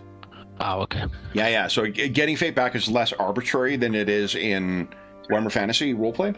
So it's less honor bound. It's more just desperation of the situation and seeing them on. Who is it you target? The big guy. I want to try and take him down. You abso-fucking-lutely do. What do we see as this 7-foot-tall, stinking beastman is brought low? Yeah, I think it just knocks him back, and he just releases the axe, and the axe just falls down like and slots into his chest. You know, blood just pouring out. Incredible. Okay, you still could move if you'd like, or you staying where you are? I'm already in the room, but I'll just try and sort of surround this other one and get a bit closer to Simone. Yeah, if you want to get in, that would give her the gang up bonus. Yeah, I'll do that. Okay. Simone. Yeah. I am going to attempt to run it through with my remaining arm. Okay. Go right ahead. I'll make the defense roll. We've got a +1 outnumber bonus now, yeah? You do, yeah. I got 2 successes. I've only got 1. You want to fate that? Yeah, I think I will. Yeah. So that's... So the advantage would be that if you fail in the test, you become staggered. Yeah, how do I... Just roll 3d10. How do I Just roll re-roll 3d10. Oh, okay. Yeah, unfortunately, there's not a re-roll on the sheet. Yeah. No way to roll with Glorious or... that's your extra 1. That ties it up, which means you hit. He is staggered once again. And I hit the wrong frickin' thing again. There we go. His turn. He is going to...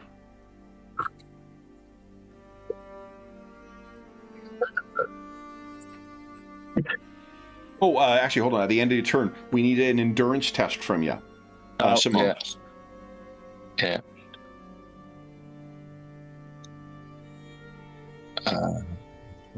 I just saw that. Oh, there it is. I think it's under toughness. Yeah. Nice. Beautiful. Yeah. You're gritting your teeth and holding on despite this bleeding wound.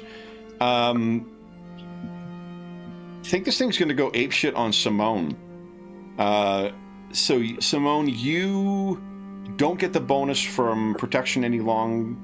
No, you do. Your resilience is down to a 5 because of the shield being down, but your protection is still +1 from your sword because you're not staggered. Yeah.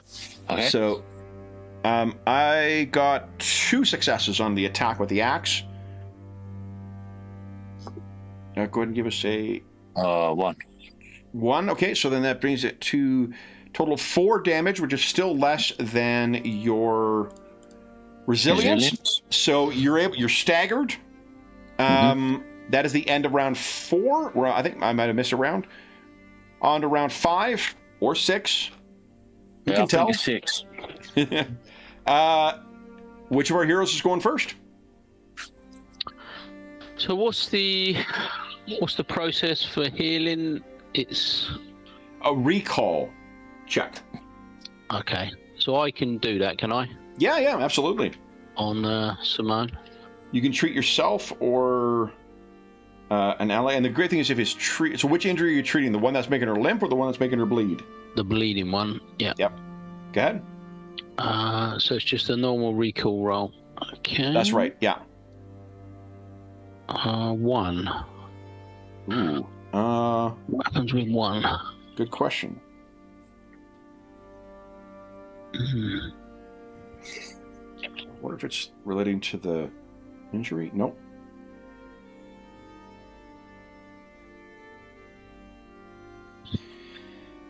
Okay. I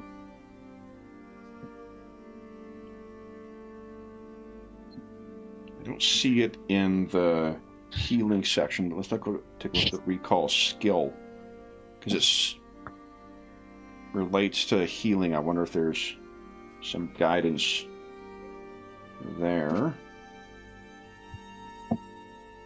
Nope.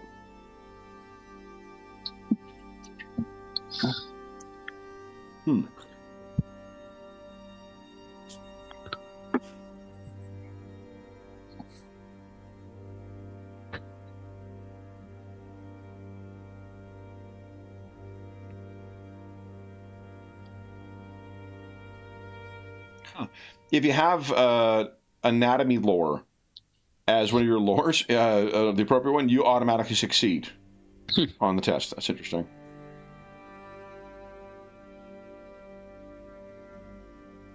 Okay, so it is... You can only treat an injury if you have the right trappings to do so, like sutures to close a wound or bandages to wrap up a field dressing. Oh.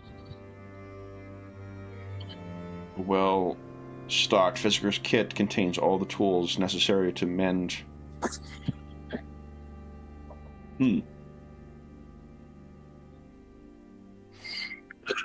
Oh, during a battle, you can use the recover action to treat a wound suffered by yourself or an ally.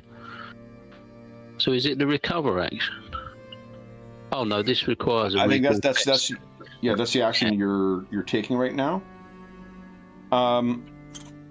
So I think for the purpose of today, it's fine to that'll be sufficient, and it just means that I think you're going to suffer -1 dice on your defense test, because the gore is going to try and get you instead of Simone next round.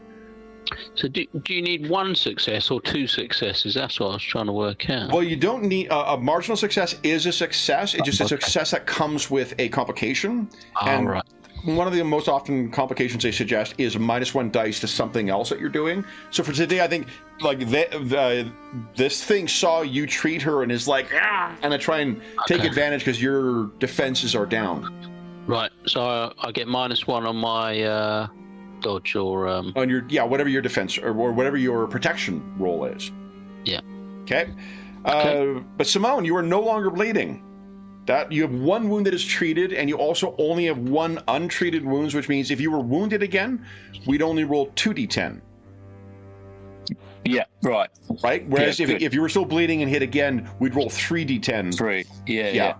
Okay. No, cool. That's Simone, good. what are you doing? Well, I'm gonna try and run this thing through before it, takes a chunk out of my companion. You got it. So for 1, there we go. 1 I got to roll defense. Here we go. 3 successes. Oof. Fucking beautiful. I got 1, but that is more than sufficient to slay this thing. What does it look like as you cut this thing down? I think it as it turns distracted by a new target of my companion, it opens up its side, and I just cleanly just up under its rib cage, a quick thrust. It's slightly awkward because of my hip, but trying to minimize my movements, but it's just laser focused accuracy kind of. A clinical strike. So for recovery. It says rest and recovery is... Here we go. For healing. So healing from the critical wounds is either catch your breath, which is like end of your next turn, a night's rest, where you need to complete a good night's full respite, or rest and recovery. They require you to hang up your boots, devote yourself to physical rehabilitation, as usually only possible during downtime. If a wound requires surgery, you cannot even begin your recovery until after the procedure. So it's treated, so it does not count towards that, but you're not going to recover from the slash. Your hip is until next morning, and your slashed forearm will be, you need to complete a downtime in order to do that. So I think I'll quickly just grab some sort of cloths and sheets that would be in the inn, and would just take those and bandage him, Simone, up as good as possible, and just shove a few in a pocket or and bag. You're no longer staggered either. And was that arm injury? Shit. Yeah, so it's treated. You're not bleeding out anymore, but until it is healed, you can't use the arm at all. Yeah. So, picking up in the inn. So what you guys can see from where you are, this town is under assault by beastmen. It seems as if, for whatever reason, these things have come down out of the hills and have just dedicated to themselves to wiping this place out.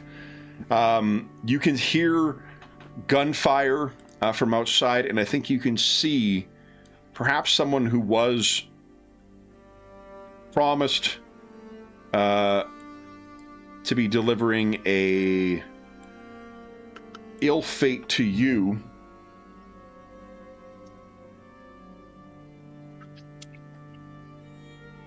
And that would be Brother Griswold.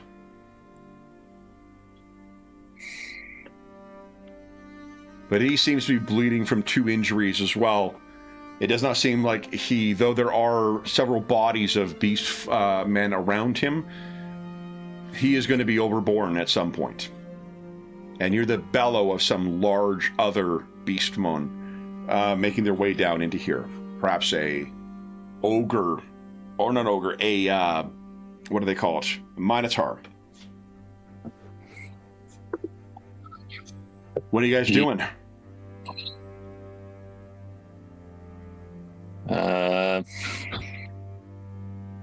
It looks like the place is going to be overrun, regardless of what we do.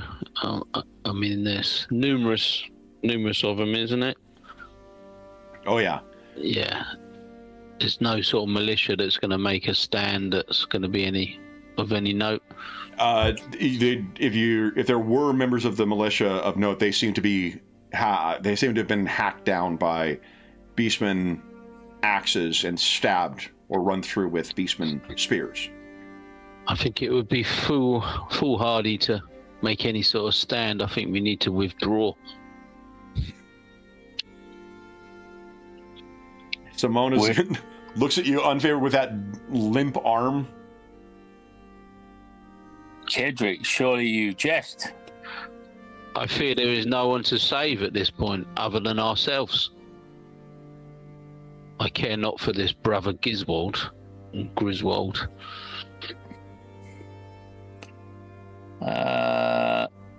Yeah, I'm just wondering where I stand with that. Well, is the only human we can see at the moment, is he? Or where does the code of chivalry stand on arse hats that were going to burn you at the stake? Let's see. So if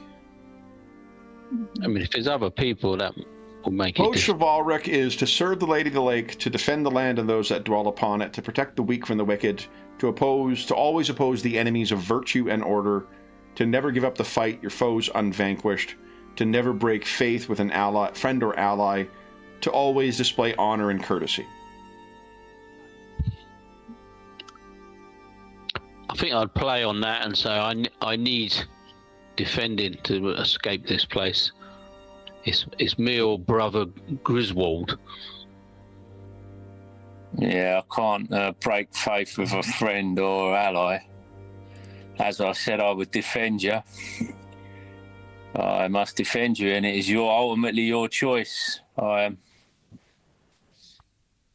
not eager to give up the fight, but if my duty is to you, Kedrick. There's a good chance we must fight to even retreat from this place or escape. Well, we've killed our immediate foes. And I'll pick up his Simone's shield, and I say, let's leave by the back door. We don't see anybody in strife beyond this brother Griswold, do we? They seem to be all over. So if you're going to go out the back, if you go at the front, it's a surefire encounter with dozens of beastmen. If you go out the back, you have to see what's back there. Yeah, well, let's see. If we come across people in need, then we can assess. Well, lead the way, Kedrick. So, yeah, I'll look for the back door. Huh? How would you like to exit? What are you thinking? Is there an upstairs? There is, yeah. I think if you wait here, I might just try and assess the situation from upstairs first. See if I can get a little bit of a better look across the streets where there's maybe lower buildings and maybe see a little bit further. So I'm going to try and find a window upstairs somewhere near where the back door is to sort of look out and see what would be our best way, left, right, forward, whatever. Okay. Why don't you give us an awareness check, please, Kedrick? Okay. You're going to get some information regardless. Nice, okay. So, I think you're upstairs and you're making your way maybe towards the end of the hall where there's a nice big window, and you can hear the sound of someone in one of these upstairs rooms. You can hear someone says, "They're coming," and they're like, no, don't open the door. Don't open the door. I shall just bang on the door. I say, quickly, we must escape this place. Who is that? I'm sure you won't know me. My name is Kedrick. I'm just visiting this place when we were set upon. Give us a leadership check, please. I have a knight downstairs. Leadership. Oof. Okay. No. Okay. You're trying to lead us into an ambush. This is the safest place. Simone, give us an awareness check as well.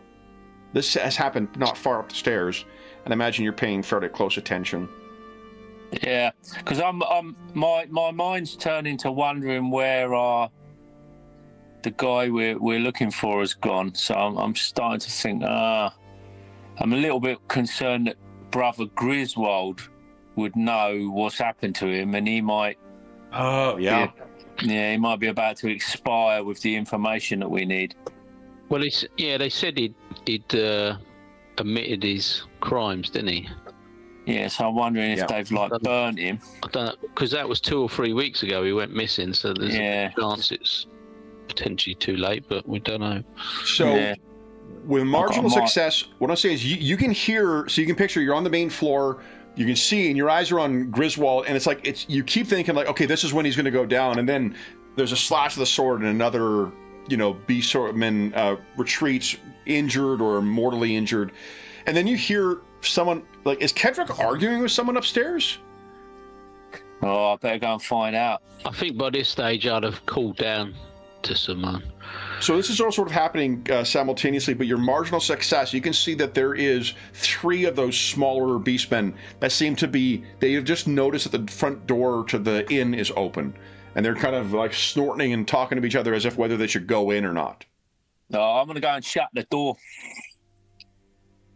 I'm going to shut the door and wedge up, prop up a bench against it to... Yeah, with one hand? Yeah, you got it. Yeah. You place up against it, and then, sorry, Kedrick, you shout down now, and you can see Simone seems to be barring the door with her one good arm. Okay, I will try again at the door, banging louder and saying, "The beastmen are upon us. We must escape now. This is your only chance." And I'll be banging on the door. I'll try and break the door if I can. If you can't, yeah, that would be a again. This brawn, I think, is the skill. Yeah, I'll give it a try. But... That's a little more sturdily built than you thought. You could fate that if you like. Anna says, "I'm trying to just fish your last fate point out of you." She might have something there. Yeah. Not wrong. So, Simone, if you go upstairs, you can see Kedrick is rubbing his arm, and someone inside this room is shouting, saying, like, they're like cursing him out and saying that they're just trying to lead him to their doom. There's two people, man and a woman. And I can hear them. You can hear them clearly now, yeah. They just don't know you're out here, too. I'm going to use my golden voice to mimic their accent to make myself sound a bit more on their wavelength, you know. Yeah. To be more empathetic and just to strike up that kind of relationship of familiarity, to give them that sense of familiarity, that there's someone that's perhaps on their side, a local. Okay. What are you saying? Oh, come out, we are friends. You're safe. We need to get away. I'm here to aid you. We must get away. Yeah. The beastmen are at the doors, but it's not too late. We can escape. I'm a knight. I bear arms to aid in your defense. Give us a leadership. That is my duty. Leadership check with 1 extra dice. You don't have any lores that would be of value here, do you, Simone? If they're a farming stock, I have farming. I have Bretonian lore. An underworld. I have underworld, but I don't. You sound like you're from a Guy Ritchie film. That's the accent you've got here.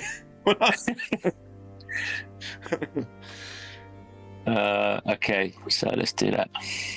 Oh, curses! You're joking me. Oh, mind you, it's only 3 dice. Yeah, and they're.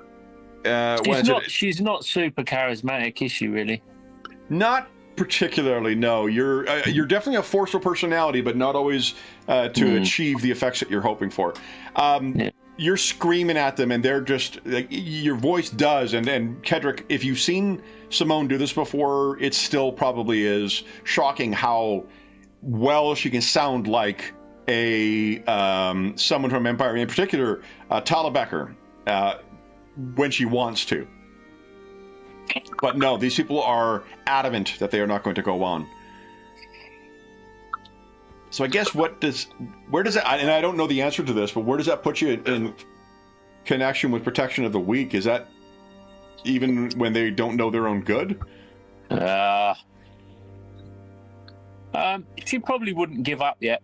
I think she would just try and boot the door open at this point. Yep.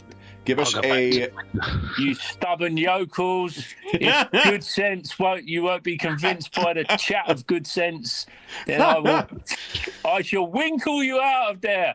Give us a brawn check at +1, assuming Kedrick's throwing his shoulder into it as well. Yeah, I'll give him a bit of assistance just to help out, get this over with, hopefully. Yeah. Marginal. The door bursts open, and there is what looks to be a trade, like a merchant, and a prostitute. They've at least mostly gotten redressed again. But the marginal success, as that bursts open, you can hear bang against the door downstairs. Those 3 Ungors seem intent on breaking in and finding what the hell's inside. So they kind of, shocked. What do you guys do? Well, I'm going to just quickly finish my mission of looking out the window to see. You run to the back and give us another. All you need is a partial success. There's no marginal success, no consequence. You just need 1 success on this. Give us an awareness check, please, Kedrick. Okay. You see something race past outside. It looks like a dog, but a little bit bigger. It's not like waiting outside, but it seems to be chasing something or running towards something. And the scream you hear off to your left tells you that whatever it was chasing may be out there. There's no sign of anything else, but something furry went racing past, not bipedal. Otherwise, there's the thick, one of the benefits is the Vald is right there. The thick forest is ready to get there. You could easily disappear into it. Although navigating it may be a challenge, but if your intent is to get the fuck away from this place and hide, it grows in quite close to this nameless village. So I'll just sort of take a mental note of, we've got to go left, right, left, or something, the sort of rough route to get to the closest to the woods. While Kedra's looking outside the window, what are you doing, Simone?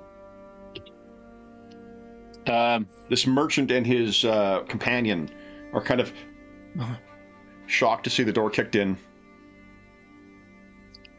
What is he, an old guy, a young guy? He's probably in his middle age, I'd say, younger middle age. So like up and coming merchant, still hitting the road, not able to, rely on things at home. And the woman is substantially younger than him. You, man, can you defend yourself? He looks over at a fairly fancy-looking sword that is sitting to the side. Does look like it's barely been opened. So... I suggest you take your weapon. We've got company coming up the stairs. I'm going to make... You're bang against the base down below. I'm going to make a willpower test for him. See if he's able to marshal his strength. Drops to his knees, begins weeping. Stop! Let's make a willpower test for the prostitute. 2 successes. She runs over, grabs the sword. She walks over to you. Okay. Right, well, you position yourself by the door and I will distract anything that comes through and you stab it in the back. Okay. So, 3 of these things burst the door open and are kind of looking around. Kedrick, you're in one zone at the end of the hall. Simone, you're in kind of the middle one, and there's a zone where they're entering at the base of it. So they're medium distance away from you right now.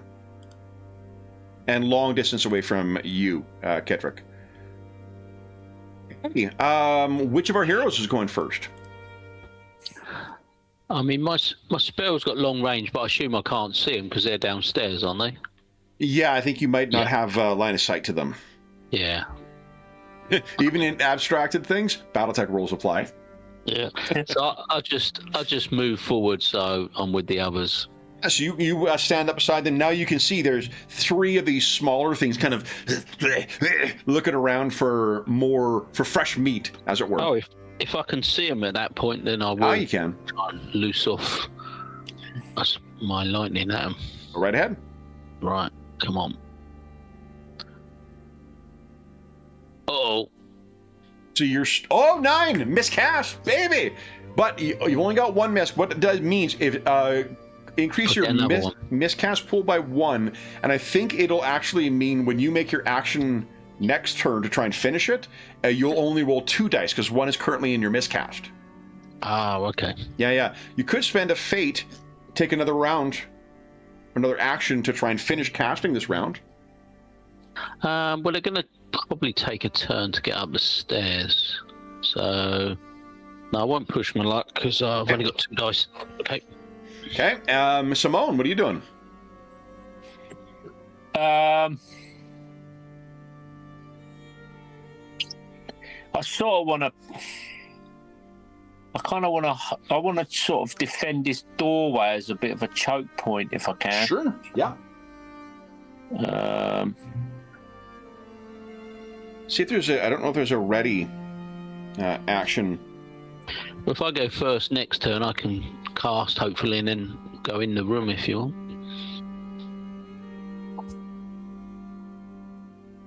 So one example for the improvise action is to use leadership. I mean, your leadership's not great, but you can use leadership to try and inflict the distracted condition on them. What would distracted do?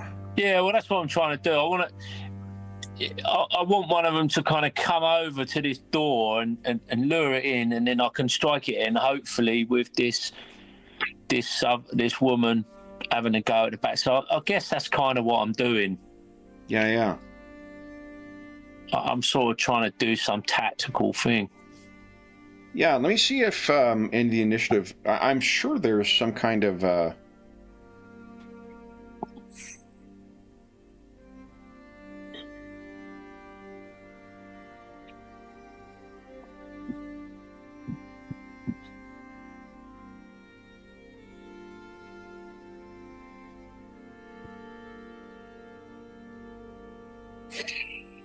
Yeah, there's not really a ready action. But I mean, because the players have control over actions, I could see how, like, you could say, well, let the GM go with one character, then I'll take my turn. Yeah, that's what I'm going for, I guess. Yeah. So I'm looking to see if there is... I don't... There's a distracted condition, isn't there? But what that kind of does is it gives -1 on anyone that doesn't do like actions on you. But if she, yeah,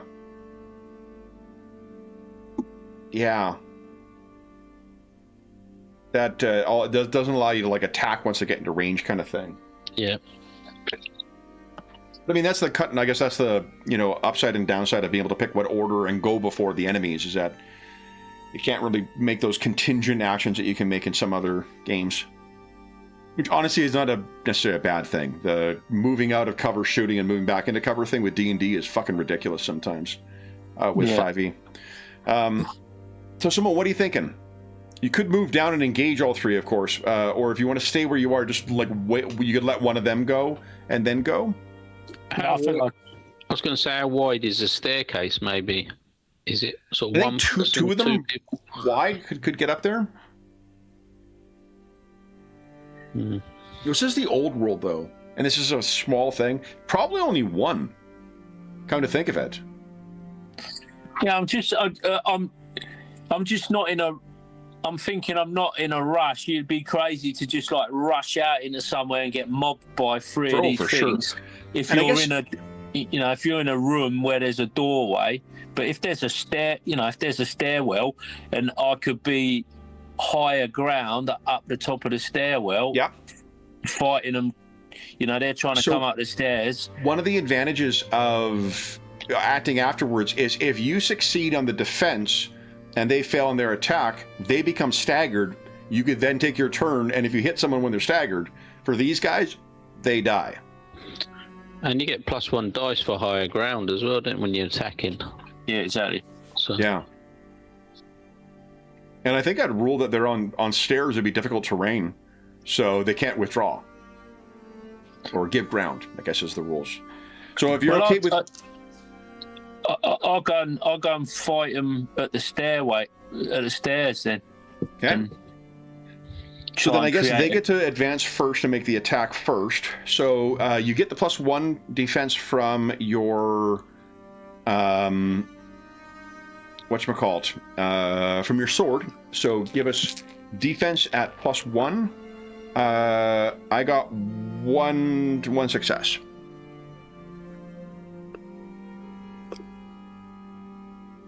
And you got one tied, which would be ties would go to them, but it's only 3 damage, so you are shaken.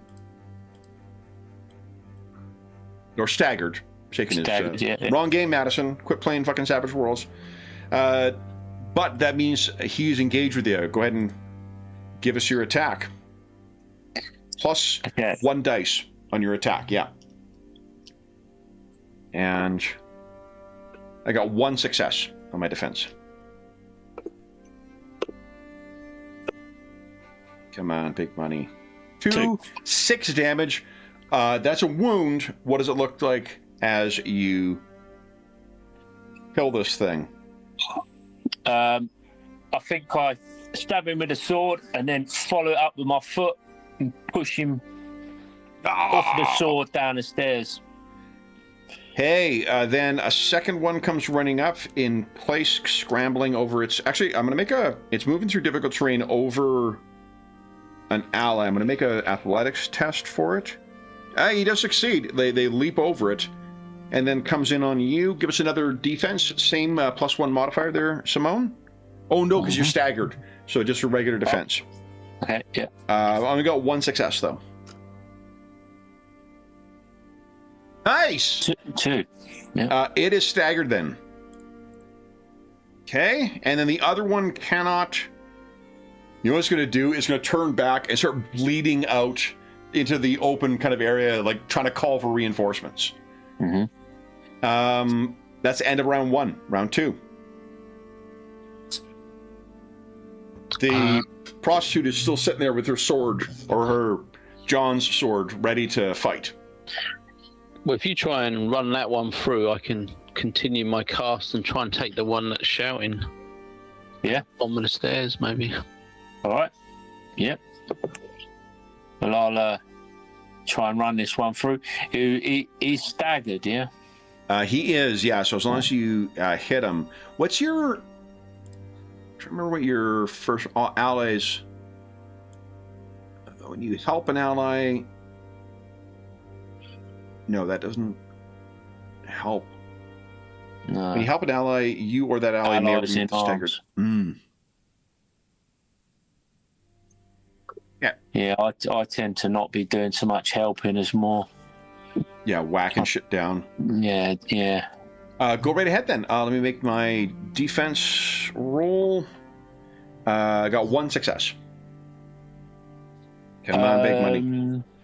Do we get a bonus for having more of us in the zone at this point?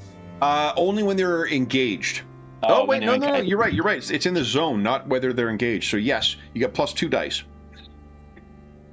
1 for higher ground. Yeah, that's a net 1. That is a 6. Tell us how he dies. I think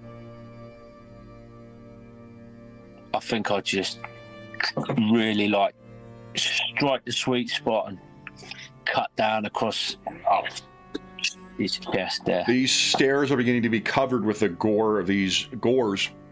Kedrick, you're beginning to weave these... Yeah, I'm going to see how if this magic cast with the miscast pool works. So I'm going to roll this and see if it rolls 2 dice. Oh yeah, right. Hold on. You get 1...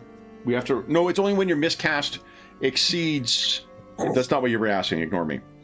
Go ahead. Yeah, no, I just wanted to see if it does the maths for me. Yeah. If it does the math for me, hopefully. Let's see. In the pool. No, it didn't. I don't think. It just rolled the 3 dice still, didn't it? It did roll 3 dice still. Yeah. So it should only be the first 2, so I think that's a failure. Well, it's not enough. It's not enough, yes. You haven't quite drawn enough. You got 1 fate left. I still feel we might need it. He's holding on to it.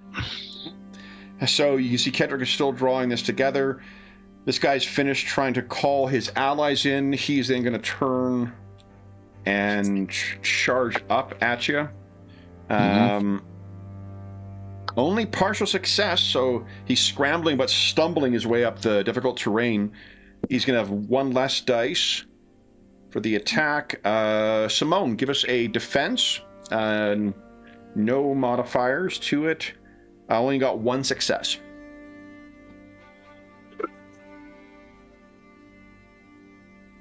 Yeah, I got 1. Okay, so you are staggered a second time, which means you can give ground, move further back down the hallway, or into the room, I guess. Technically, that'd probably be another zone. Or you can knock prone, or you can take a wound. No, I'll fall back into the room and in the hope that this woman will be able to stab this guy if he follows me in. This beastman. Yeah. Okay, that is the end of round 2. And start of round 3. Which of our heroes is going first? Well, I was thinking I might move down the corridor. Yep. and try and blast him. And if that goes wrong, it might draw him down the corridor so they can come up behind him. Sure. Or if it goes well, then obviously it'll go well. So I'm just going to roll 2d10 because it didn't work last time. So. Okay. Nice. So that is your final success you needed. And now the downside is it is a potency of 1.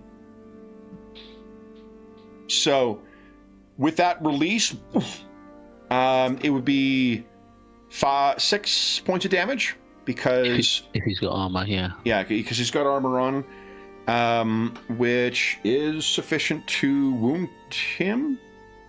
Yep, it's sufficient to wound him. What does it look like as this one dies? Similar thing.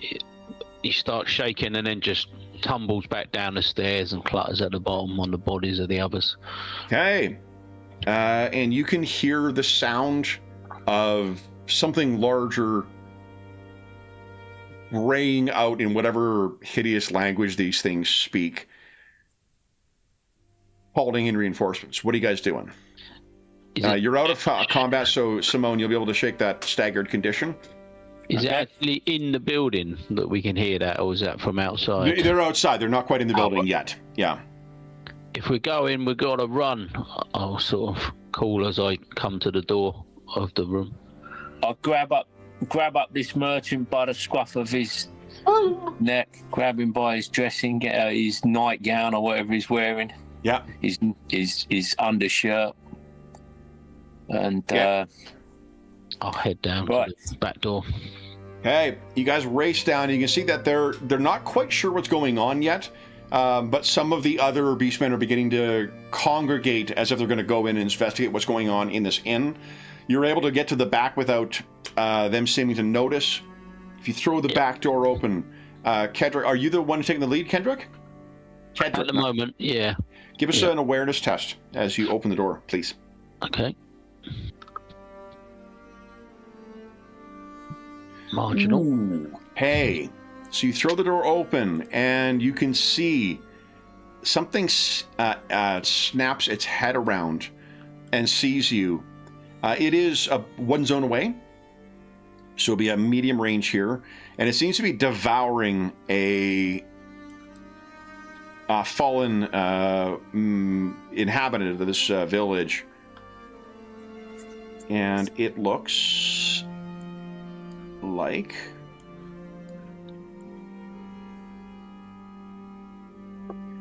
this.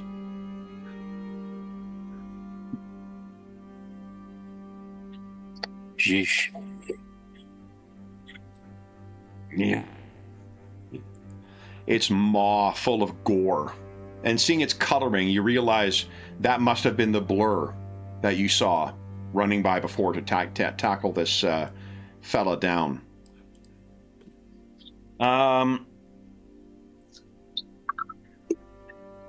Let's drop into initiative. So, Simone, you were down there with the merchant. Your good hand sort of got him by the scruff. The prostitute has the sword in the hand, trying to keep the defense. What are you guys doing? Who's acting first here? I'll just look at Kedrick, see what he's thinking.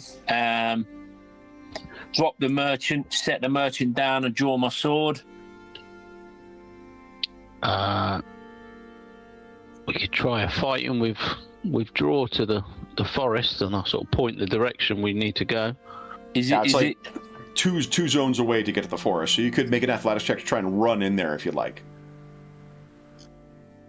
But I guess Simone's still got this leg injury, yes? Shit, yeah. Well, that's only when she gets into the difficult terrain. Oh. So she'll just have to be very careful. Well, I'm happy to engage this beast. If you get these people into the trees, I will cover your retreat. It's seen us, hasn't it? You said it snapped its head round. Yeah, it's the sort of slamming the door open. You saw it, but it also sees you. Yeah. I'll charge into it, and you make for the trees, and I'll do a fighting withdrawal into the trees once I've Well, You know. let me see if I can't soften it up first, and I'll try and conjure up the cast and tell them to get ready to run to the two behind me. So we'll go first then, yeah. Ooh. Oh, it's a 9.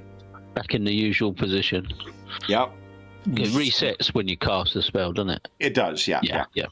I think I should say so confidently. I think that's what I read. That sounds right to me.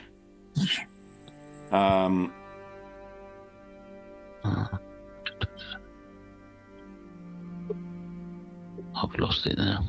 Page 157. Ah.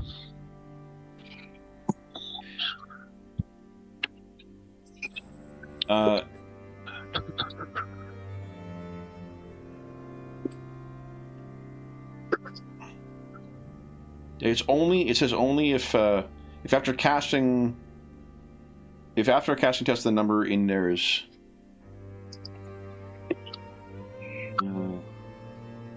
What about?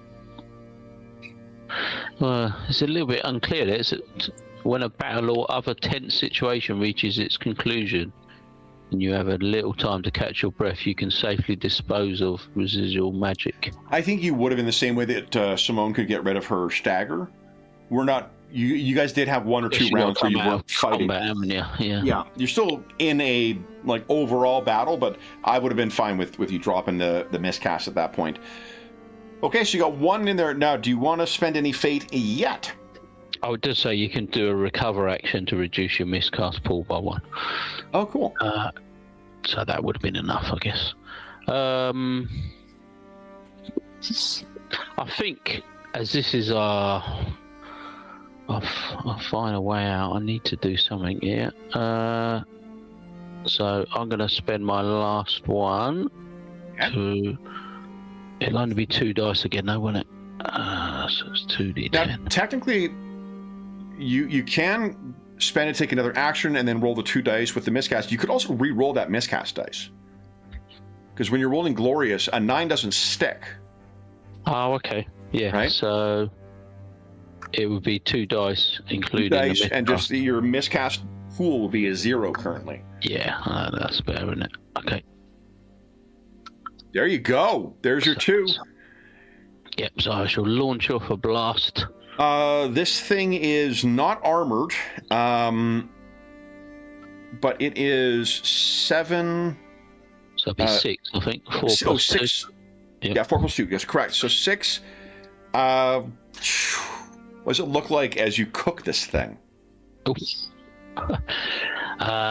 Yeah, it will be just a smouldering sort of horrible stench coming from this what was it, a zone away. You can just a smouldering pile of fur and blood, and I'll just go quickly, and I'll be just gesturing in the direction that they need to run, and I'll start running in front of them. Okay. Simone? Well, I think I was on my way over there. I was sort of trying my sort of hobbling charge as best I could to save these folk and engage with it, and I see that this blast of magic or whatnot comes past me, and I just look around and then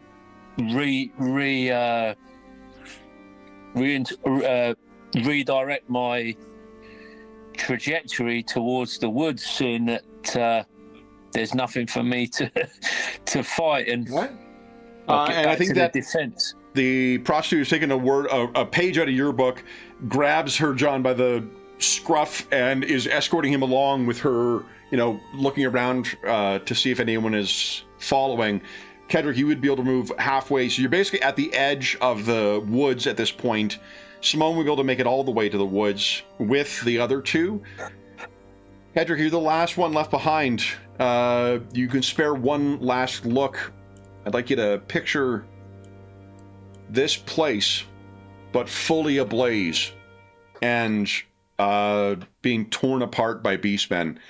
You can see at long last, while you were not looking, burning brother Griswold is dead and down, his body being abused by beastmen.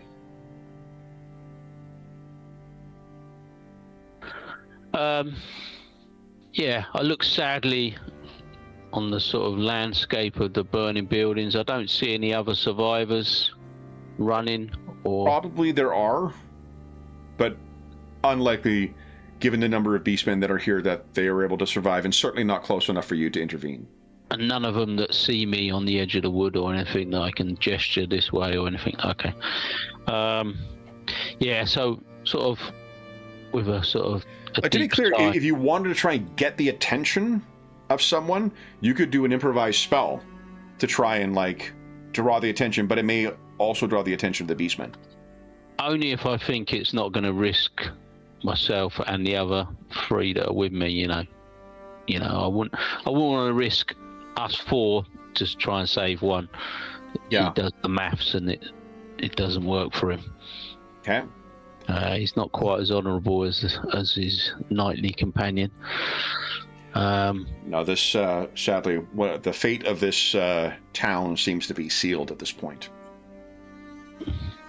So yeah, with a saddened heart and sort of one last look, he's not saddened to see this Griswold character seeing his demise, but the rest of the town didn't need to suffer such a fate.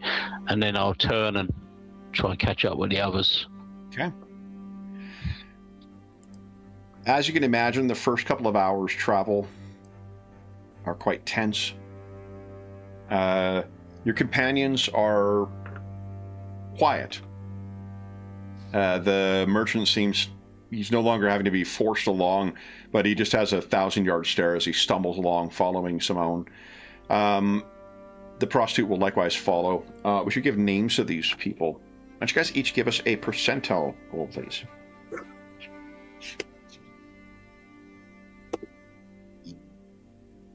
A 2. A 2. Nice. All right, so 6 would have been here. Her name is Honoria. And his name is Abelhelm.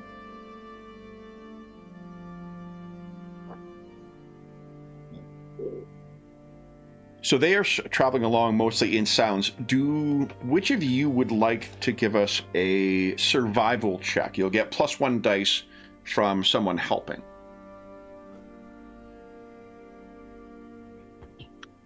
I got 3 and 3 for survival.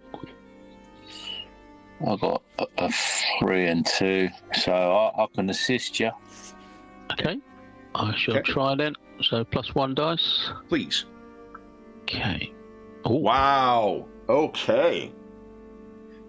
Not only, well, I guess, tell us what your thoughts are here. Suggested extra effects are on page 69 of the player's book. 69.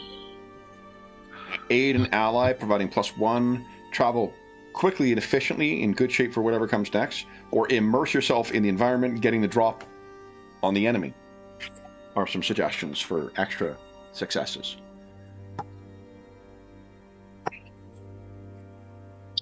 I think if we look to immerse ourselves in the environment and use the cover as best as possible to make sure we got less chance of being tracked by the beastmen or anything else that might be wandering around in these woods. Yep. So get a little bit off the sort of travelled path, but trying to keep a good pace still. Mm-hmm. I think after several hours of travel, fortunately, it's not long before it gets dark. I mean, fortunately or unfortunately, it isn't long before it gets dark. And depending on whether these things can see in the dark, it will be difficult for them to follow or see. Are you going to risk a fire tonight?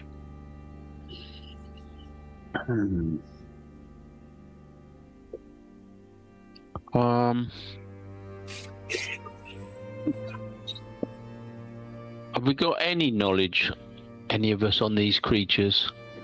whether we know if they could see in the dark or whether they got fear of fire or anything that is might be useful, or we not. So it's interesting because there is actually like a whole list of lores, and I haven't looked at the endeavors. I'll bet you can gain lores over the course of play. Yeah, so I don't think I've got anything appropriate. So what do we think? Lores. Enemy lores. No, I've got no enemy lores. No. Is it particularly cold this time of year, or?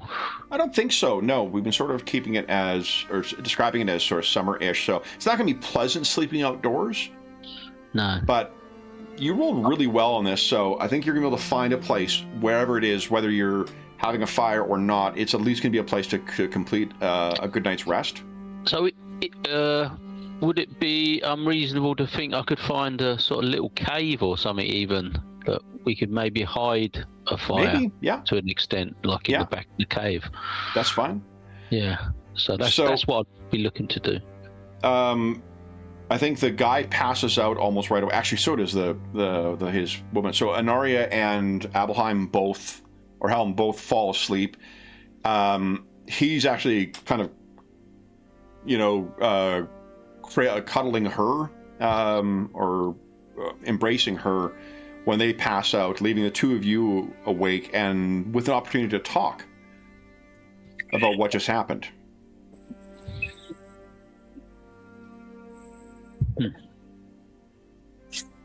Well, what do you think? What do you think brought that on then, Kendrick? There's most unfortunate turn of events. I mean, this is unusual, isn't it? This is not the times of Beastman raids and stuff in the. No, something unusual has happened. Either something has happened on the Beastmen's end, or something has prompted them to counterattack. I wonder if the Sigmarites have stirred up the proverbial wasp's nest with their meddling. Maybe. Warmongering. It does also seem a little bit strange that we were sent on this mission to find a missing, well, basically a courier who was just bringing something to Ambrosia, unless it was something more valuable. Well, perhaps it was something taken from these creatures. Well, that's what I mean. I wonder if it was linked, but I don't know. Wouldn't they have sent someone a little bit more important if that was the case? Or there'd be more emphasis on collecting that item, maybe. Maybe it's unrelated. But I fear that this Lucas, I think, has gone by the Beastman or this Griswold. Yeah, I think Griswold has done for him. I think he's. I'm wondering if our companions, especially Honoria, she is a local. I don't know about the merchant, whether he's passing through, but Honoria, if she frequents the inn, perhaps she saw the man Lucas. Yeah, it's strange that the innman or the innkeep lied of his staying there. Well, he was in on it, wasn't he? He was in on his abduction, like he was in on the his abduction of us. He was in cahoots with the Sigmarites. Again, it doesn't seem that we would be that important, but obviously there's more to this than we know. We're trying to keep something quiet, or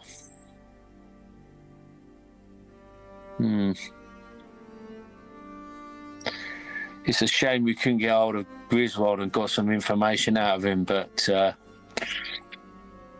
yeah. Maybe by travelling to the next town where he visited, maybe we will learn something. traveling farther Away. southwest. Yeah. Yeah. Maybe. Yeah, where would you go next now? I guess we would return to the river and follow the river down to the next sort of inn or location What about- to stay at. What about if? Or should we return? I don't know. How big do we think that's this what I was threat is? thinking. Could be. Once the beastmen have gone through, I kind of would quite like to, perhaps if the remains of Brother Griswold was still there, we could search him for clues if they don't drag him off. I'm guessing they're not going to be too interested in things that he's carrying and stuff, so there might be something on his personage, or we might be able to find where they came from. You know, they were there, weren't they? They were in this place. Yeah. And I mean, it's been... the numbers of them, would they be a threat to another town? The Beastmen? Yeah. To another hamlet, certainly. To another town? There's not enough for an army here. No, but these sort of little places on the river are small little groups of buildings rather than towns, aren't they, I suppose? Yeah. And between what you guys have cut down and what damage the Sigmarites did to them too, they probably suffered some significant losses. They're also, as far as the town is concerned, I can't remember, does Simone have military as a lore? No, she's got Kingdom of Britonia. Oh yeah, right. Underworld, literacy and farming. And what does Petrick have? High Society, Talabheim, the Empire. Yeah. Well, I guess with the name that they've got, how long do you think a Beastman would occupy that community?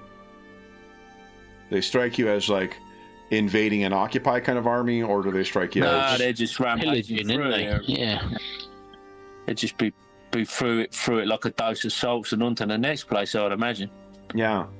I think after a night's rest, well, as much as possible, we could probably return, I think. Yeah, I think so too. I think come the daylight of the next day, come the dawn, I think they would have been gone. They would have maybe done a bit of feasting and gorged themselves and potentially gone off to fall asleep somewhere. And there's not really enough from the city either, or the town, the hamlet, for it to be like a fortifiable place either. It's not like it's a, stone-walled town that they could then hold out in. It's just a fucking, place with a couple of docks and, an inn to service those who go by. Well, maybe we'll discover more if we return then. Yeah, I think we should before we move. And I don't know. I'm imagining our companions might want to get back there as well. It's they're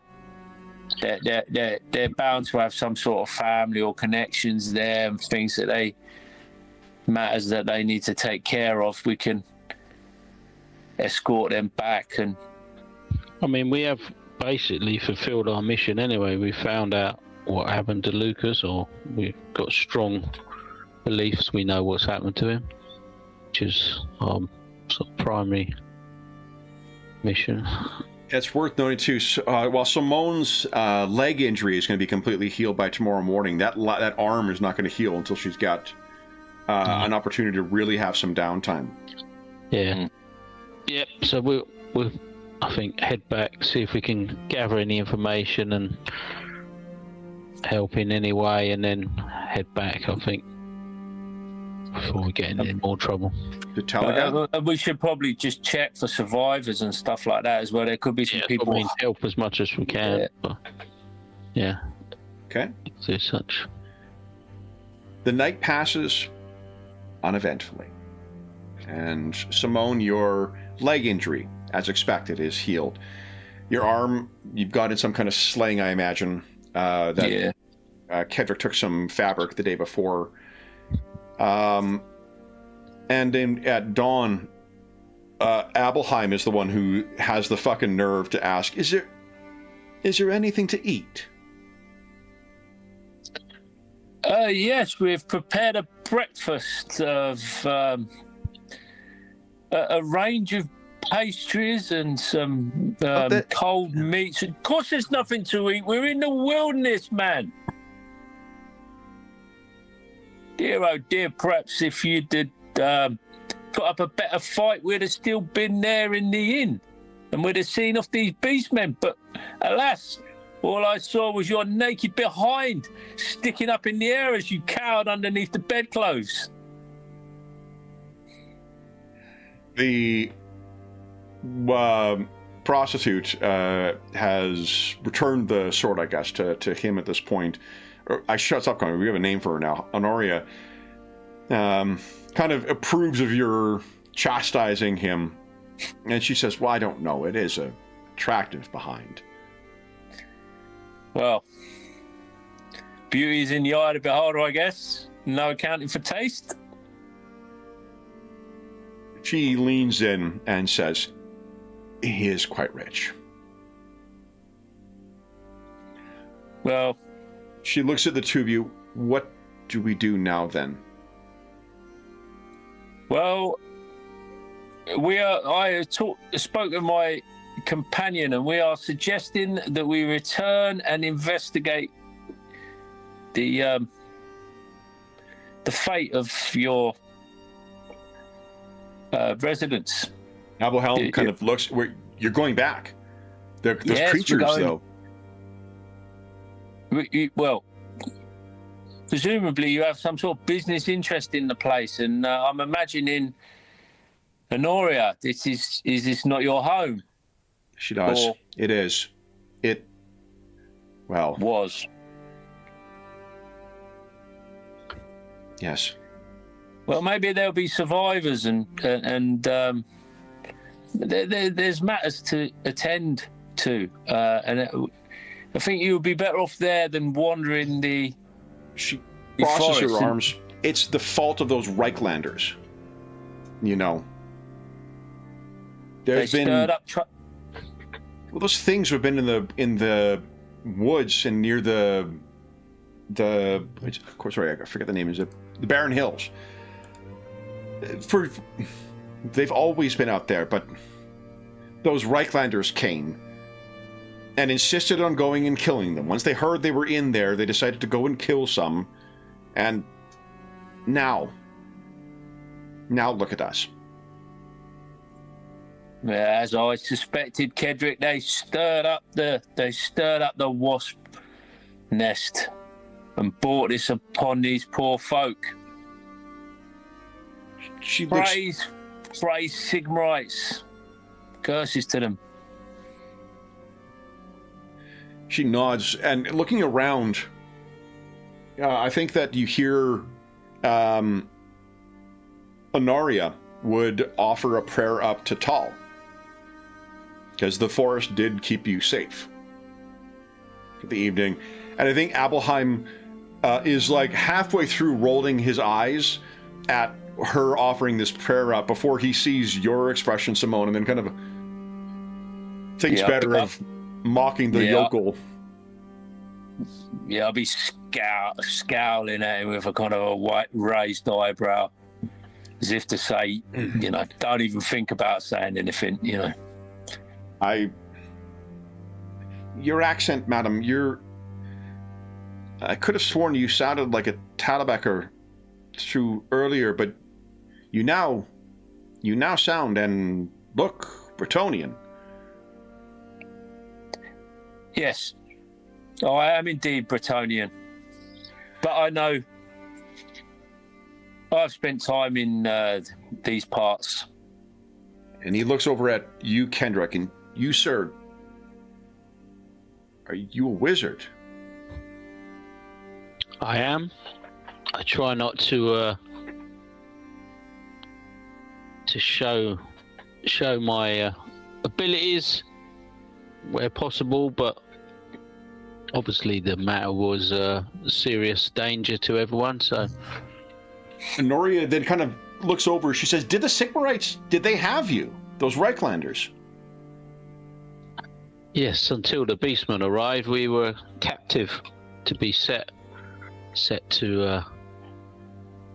on the prior. I think they call it set ablaze. Witchcraft is you wouldn't what be they the see first. magic as. There has been, since they arrived, there were a few.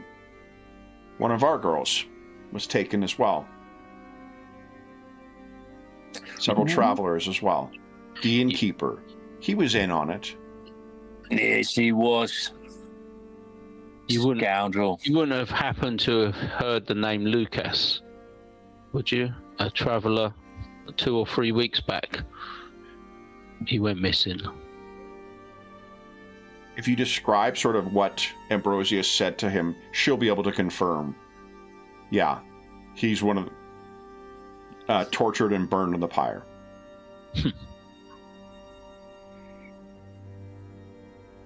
These brutes. They know not what they talk of. Well, and this is Abelheim, or Abelhelm. He says, this will only encourage them.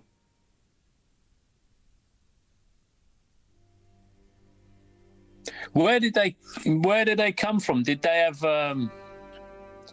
were they within the settlement, or they just recently come upon your homes?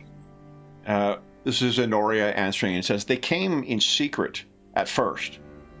Strangers who came, stayed for extended periods, asked strange questions, and then we saw them among the Reichlanders who came. I'd heard that the Reichlanders were sending spies out, secret missionaries. That is certainly what happened here. And once they're here, any voice raised in opposition is heresy. A guaranteed trip to the pyre. Well, they got their end now, as well as everyone else. Yes. She's got kind of a 1,000-yard stare at this point too. It seems like it's sort of settling in what's happened now. What would you guys like to do? I think we'll pack up and start making our way back the way we came. You rolled really well before, so we're not going to make you roll again. And you can imagine the ruin that you find waiting for you. When you get back, it does seem from the burned wreckage that one of the boats that was moored at the dock did try and get away, but not before some things either got aboard or swam aboard, so it's sort of drifting in the river a little further down where it got caught up on something. What are you looking for amongst the remnants here? I think if we can find the body of that Griswold fella. Listen out for any survivors trapped under any sort of debris or, anything that's collapsed maybe that trapped people that might have survived somehow. Things like that. Sure. Why don't you give us I think awareness check. Okay. And unless you don't have any lores that would apply. Do you? Only local sort of No, things. I don't think so. I don't think it'd be appropriate. No. None you can find, at least. Honoria goes to recover what she can from where she was living. Abelhelm is able to, recover a little bit, I guess, from what remains of the inn, but the inn seems to have been mostly burned to ashes as well. How do you plan on getting out of here? You might be able to salvage. No one's got any none of you guys have any lore relating to sea travel, but Abelhelm actually is a river merchant, so he's able to get something like a little dinghy or something like that functional enough that you could at least make your way either upstream or downstream.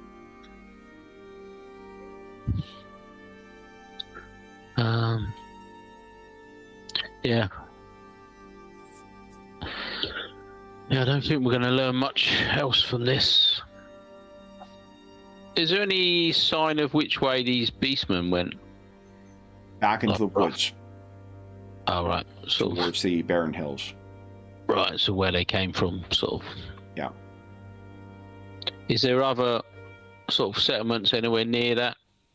Along the barren woods?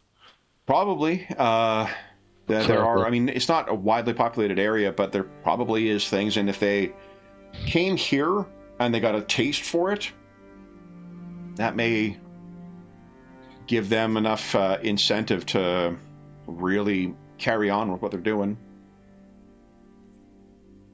But does it look more like they were just slaughtering people rather than pillaging and sort of looting? There's a lot that's carried off. Like if you're looking for anything of value, they've also, managed to carry off as much as they could as well.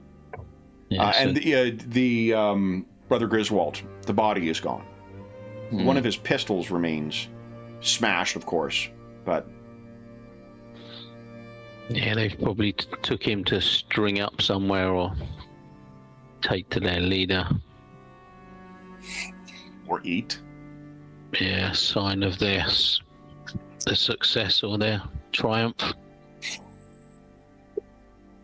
Yeah, I was just wondering if there might have been some evidence that some kind of insignia or a ring or something that we could take back to say that this guy or this family was involved. And yeah, give us an awareness check, Simone. Let's see.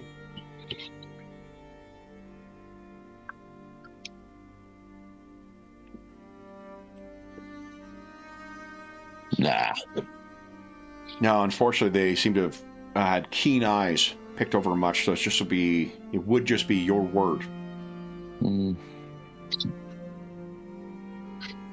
Yeah, well. I mean, you could bring Honoria with you as well, too. Her evidence is not going to be given an awful lot of weight either, but it's someone else to corroborate what you said. I mean, are they looking to... Is there anywhere that's habitable here that they're still looking to stay, or are they going to come back with us? Oh, they're not staying. Either of them.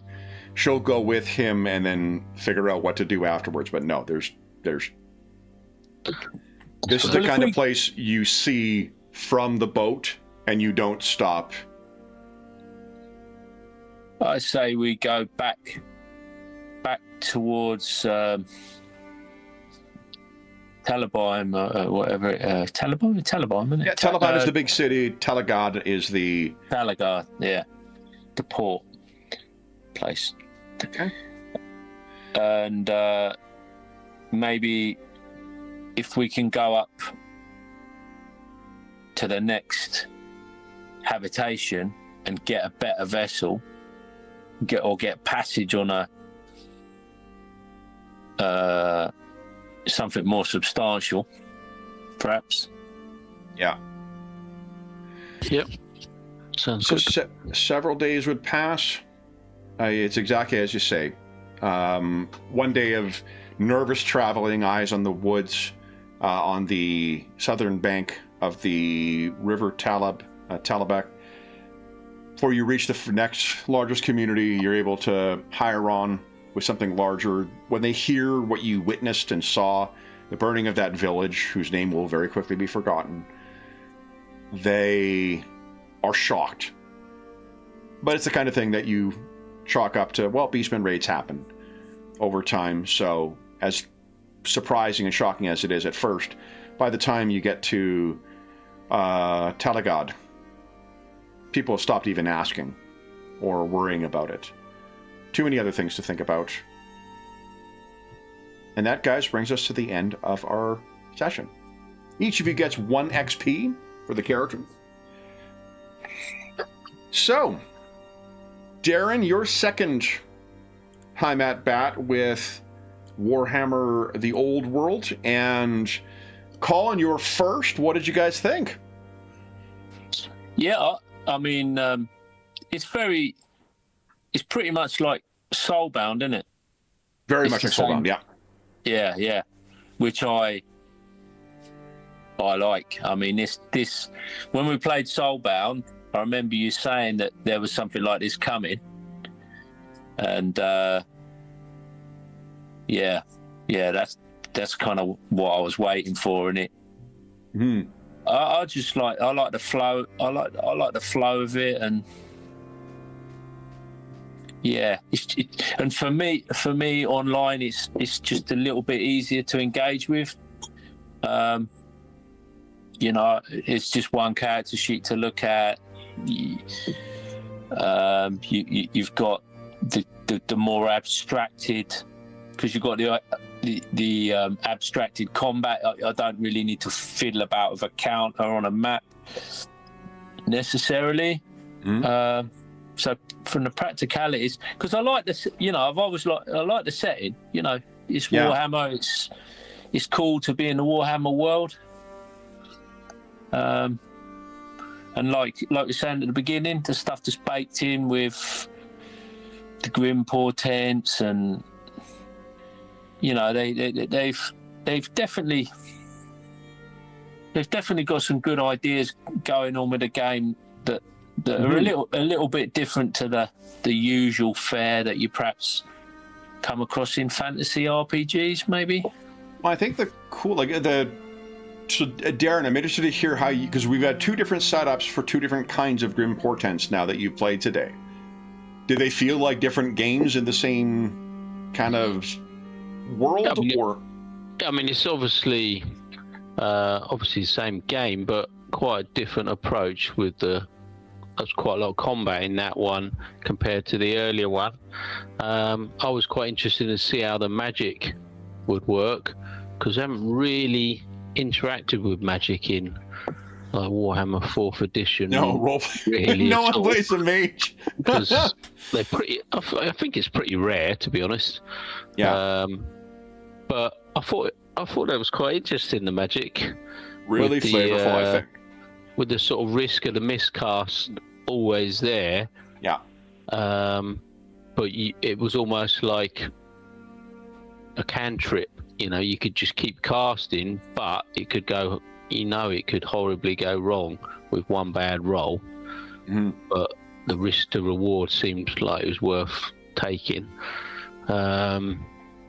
So yeah, I quite enjoyed that, and the fact that if you don't do it in one turn, you can still keep casting the following turn and until you get enough magic sort of drawn up. I thought that was quite interesting, rather than just one and done.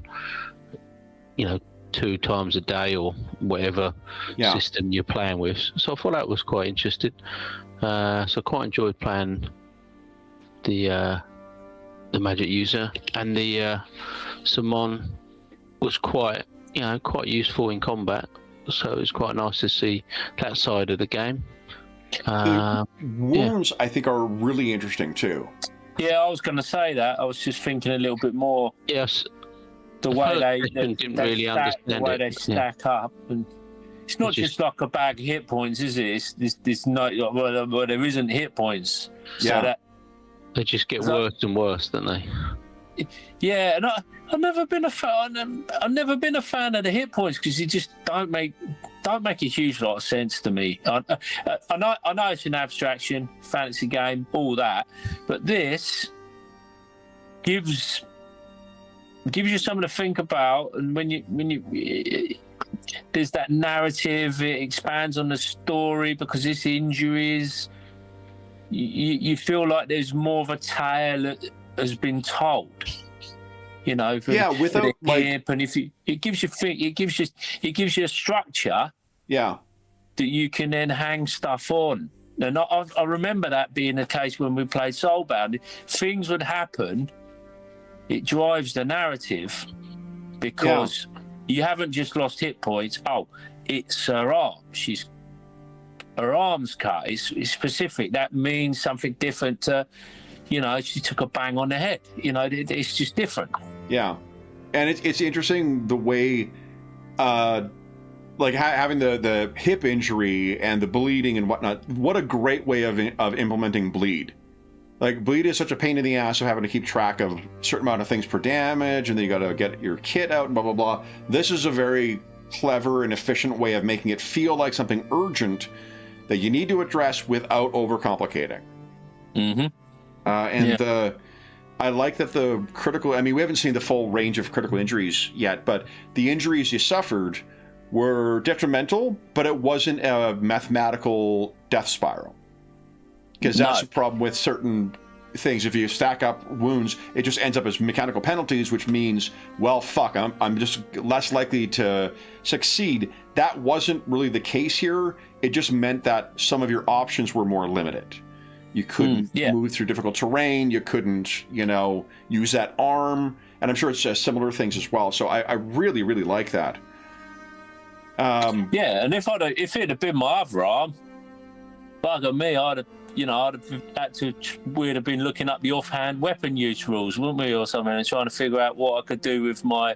Which probably would just be thematically, you toss your thing, because there isn't really... Like, they hit a good balance of just, like, speed of play without making it seem overly, like, those kind of things aren't consequential. Like, the whole, like, staggered thing is also really interesting, I think. Because, like, that beast man taking a step back and recovering, if he got one more staggered result, he would have died. Like, he was one wound off from getting smoked and just needed to get that so he could successfully go in and beat the bejesus out of you. But those little guys, when they were staggered, they got one extra dice on their attacks because they were frenzying and whatnot. They should have narratively said that as well, actually, because that's one of the things that makes fighting different adversaries kind of fun in the game.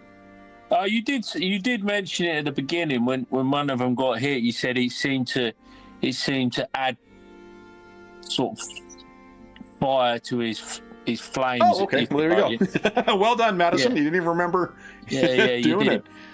Yeah. When he got hit with the lightning, you said, "Oh, that just seemed to make him more fearsome," kind of thing. Mm-hmm. Okay. Darren, any closing thoughts? Or any other thoughts? Would you say?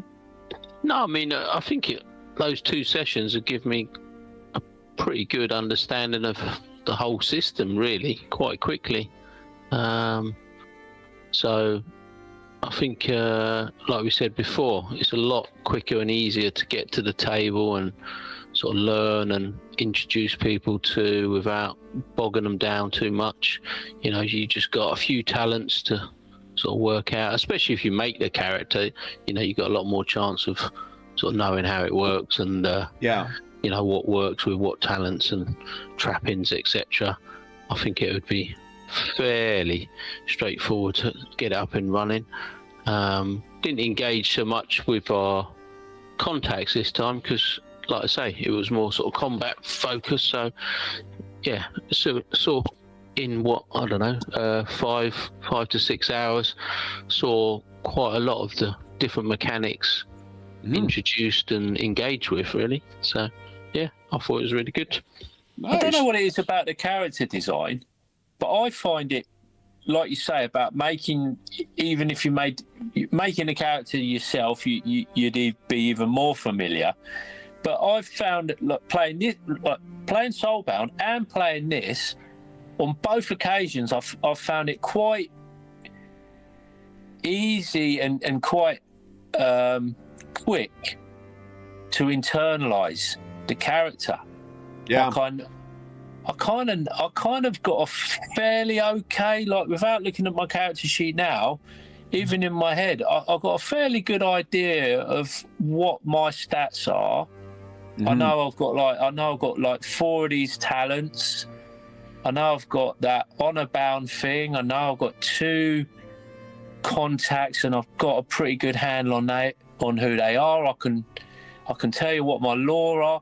And I'm not one of these people that are are good at memorizing these details or remembering this stuff. But just I think there's something about the design of this system and the way it's put together. It just clicks with me. And we were talking about that this morning, and I think that like the cognitive load that you have with this game is a lot less than you have with the things, and it's also a little different. It's a little more diverse because of the contacts, because of sort of the investigation you're involved in with this and piecing things together. It fits for a really, really enjoyable game that's easy to engage with and easy to play and fast to resolve. So, and like, I don't mean any of that in a bad way. Like I do love my heavily, involved and intricate games and whatnot too.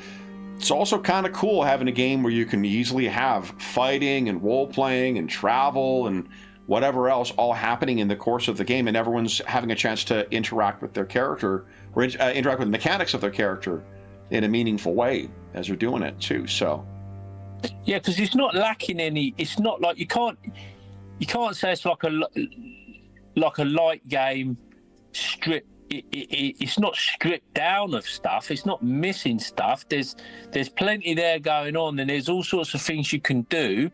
Yeah. So it's not like it's just a game where you roll a d6 and 50-50 or 1, 2, 3 you do this, 4, 5, 6 you do that, and you're just making stuff up. It's not like that. There's plenty of meat on the bones, but I think there's just this intuitive thing going on with it, and the stuff just makes sense. So it don't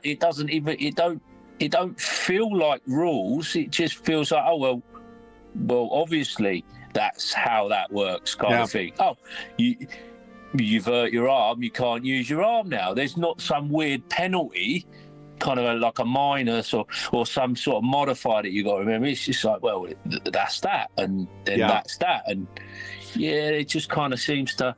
I don't know. It just seems to work. Well, that's something for like extended play or like replay value too. Our Paradar campaign features a ton of NPCs, like recurring NPCs that are in the game that the characters over the years have grown attached to. I could imagine how that would be the case in this as well, with those contacts becoming important recurring things once they started, initially just as sort of feeding quests and giving information, but over time you'd get more enmeshed with their lives, and as the world changes in response to the campaign going, it's really, really good game. I think it's I should, at the very least, I should say it's a game I've really enjoyed running for these 3 sessions, and I'm very much looking forward to running more. No, that's good. Yeah, it's awesome. Good. It's good. You want to be inspired by the game to run it, don't you? You don't. Totally. You don't just want to run it because it's the hotness or whatever else. You want to. It's got to capture your imagination. This also, I think, like for the cognitive load from the GM side of the screen is also a lot lower because of the way they've written the adventures or the source book material. It's a lot easier to just look up as we're playing and be like, okay, cool. Here's what you know from so-and-so and whatever. It allows you to have a roleplay focused sandbox while not having to do an enormous amount of writing or enormous amount of memorizing beforehand. And that's pretty rare. Yeah, because they've got that sort. It strikes me that there's a sort of a procedural system in there because the contact. So the grim portents are there that takes off the load, doesn't it? Because you got this clear structure. Yeah. The structure of the contacts, the structure of that, and how the contacts are a device for the GM. It's just like another. Like the contacts give you like these buttons to push, don't they? Totally. Because imagine you guys go back, you're going to complete some downtime, you're going to heal up, and whatever else. What do we do next? Ambrosia certainly will want to know, well, what the fuck is going on with these Sigmarites? And like, do they know? Is the network compromised? He's probably going to want to know, or they're going to want to know what's going on. And then you've also got your other contacts and whatever else your characters may be particularly interested in. Yeah, I want to see if my horse won, Oh, yeah, your horse. Oh, man. There is a great big Beastman stew pot that thing is destined for. So awesome. Another one for the glue factory. Oh, jeez. Well, this was a shit ton of fun. Darren, thank you very much for selecting this as your game. This was a great excuse. That steamrolled into an entire, series of sessions, and I had so much fun running this. So thank you very, very much for picking this one. Cool. So for those listening at home, thank you so much for joining us for our latest session of a Warhammer the Old World role-playing game. As is always the case, if you have any comments, questions, or concerns regarding the session, the game, or the adventure we played, I guess, please don't hesitate to put a comment in the comment section down below, and I'll endeavor to reply in a timely fashion. There's also a link down below to the Dungeon Musings Discord server, where all of us are active, and we have channels there dedicated to the many Warhammer games we run on the channel, as well as many other games and campaigns we have on the channel.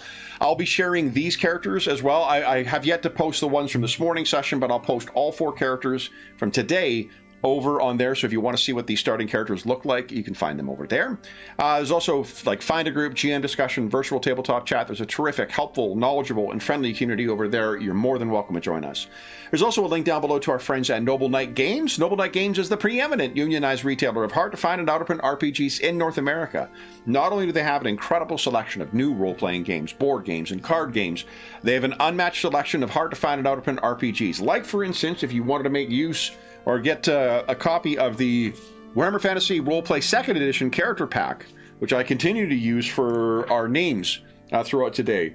You may be able to get that. If they don't have something in stock that you're looking for, you can put it on a want list, and they'll send you an email when it comes in, and if you make a purchase of $10 or more through their website, be sure to enter the code SUMMERNIGHTS with a K. It's listed down below, all caps, all one word. It'll save you 10% on any purchase of $10 or more through their website, and that'll be valid until June 30th, 2026. And if you're listening to this after that time, just come back to one of our more recent videos. You'll see what the current discount code is. The last thing I will say is an enormous thank you to the Brothers Green. So Darren and Colin, thank you so much for playing today, guys. This was a blast to run. What a fun session. Yeah, I'm sorry what happened to your horse. So we will be back with more Warhammer the Old World role-playing game, I'm certain, at some point soon. But until then, we hope that we gave you a few hours to take your mind off the troubles of our world and think about the troubles that our grim and glorious heroes are encountering in the world of legend. And until we see you again, stay safe, stay healthy, and happy gaming.